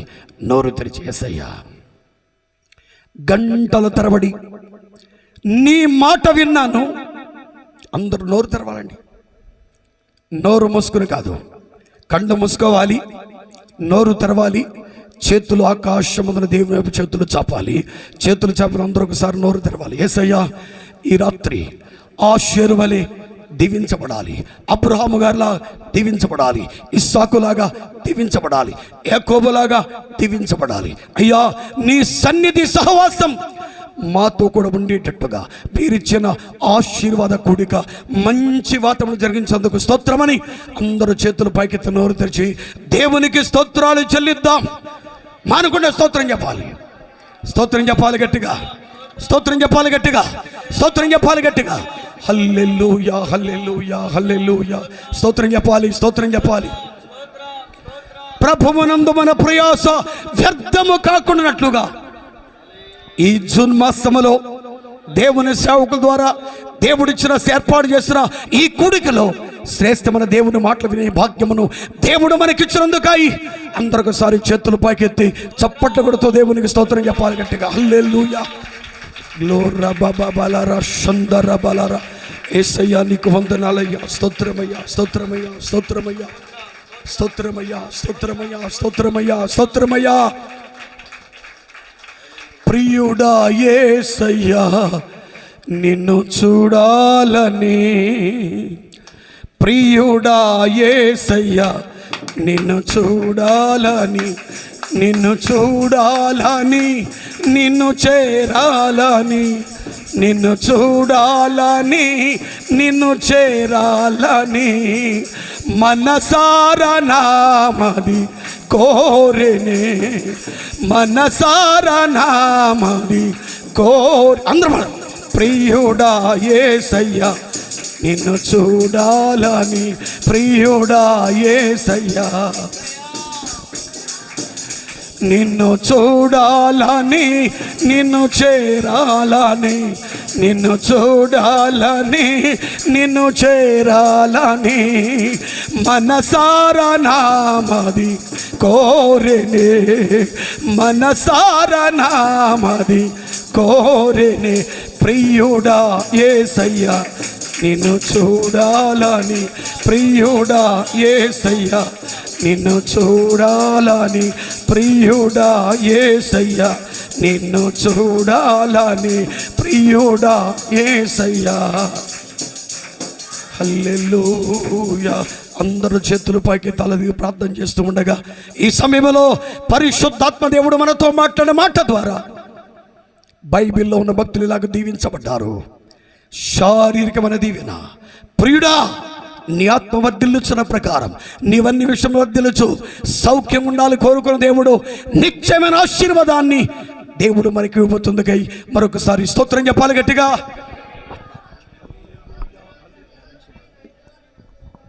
స్తోత్రం చెప్పాలి, స్తోత్రం చెప్పాలి గట్టిగా, స్తోత్రం చెప్పాలి గట్టిగా. సకల ఆశీర్వాదములకు కారకుడైన మా తండ్రి, ఈ స్థలమందు జరుగుతున్న ఈ సేవా పరిచర్య అనేకమైన ప్రాంతాలలో విస్తరించినట్లుగా నీ కార్యాలు జరిగించాలని ప్రార్థిస్తూ లూదియమ్మ గారు చేసే ప్రతి కన్నీటి బట్టు, ఆమె కార్చిన ప్రతి కన్నీటి బట్టు దీవెనకరంగా మారుస్తున్నారు. ప్రేమించిన కుమార్తెలను కుమారుల ద్వారా ఈ సేవా పరిచయను బహుగా దీవిస్తున్నారు. విశేషంగా వారి సంతానము నుంచి వచ్చిన ప్రియా కుమారుడు సురేష్ గారిని తల్లి గర్భమున రూపింపబడక మునిపే మీరు ఏర్పాటు చేసుకున్నారు. నిశ్చయముగా ఈ సేవ ఫలభరితంగా మార్చబడును గాక, దీవెనకరంగా మార్చబడును గాక, పరిచర్యలు విషాదపరచబడును గాక. ఈ రాత్రి మీరు మాకు ఇచ్చిన వాక్య సందేశం ద్వారా ఆశీర్వాద గుణగణాలు మా జీవితాలు పొందుకొని చెప్పన సత్యమును మహిమతో సంతోషాన్ని పొందుకుంటూ ఈ లోకంలో ఉన్నప్పుడు మాత్రమే కాకుండా ఈ లోకయాత్ర ముగించిన తర్వాత కూడా నిత్యము నీ దగ్గరే సంతోషంతో ఆనందం పొందే భాగ్యం మా అందరికి దయచేసి నడిపించి మీరు మహిమను పొందే సహాయం చేసి ఆశీర్వదించమని ఇక జరుగుతున్న కార్యక్రమాలను మీ చేతులకు అప్పగిస్తూ యేసు పరిశుద్ధ నామములో స్తుతించి ప్రార్థించడానికి వేడుకుంటున్నాం మా పరలోకపు తండ్రి. అందరూ ఆమేన్ చెప్పండి గట్టిగా.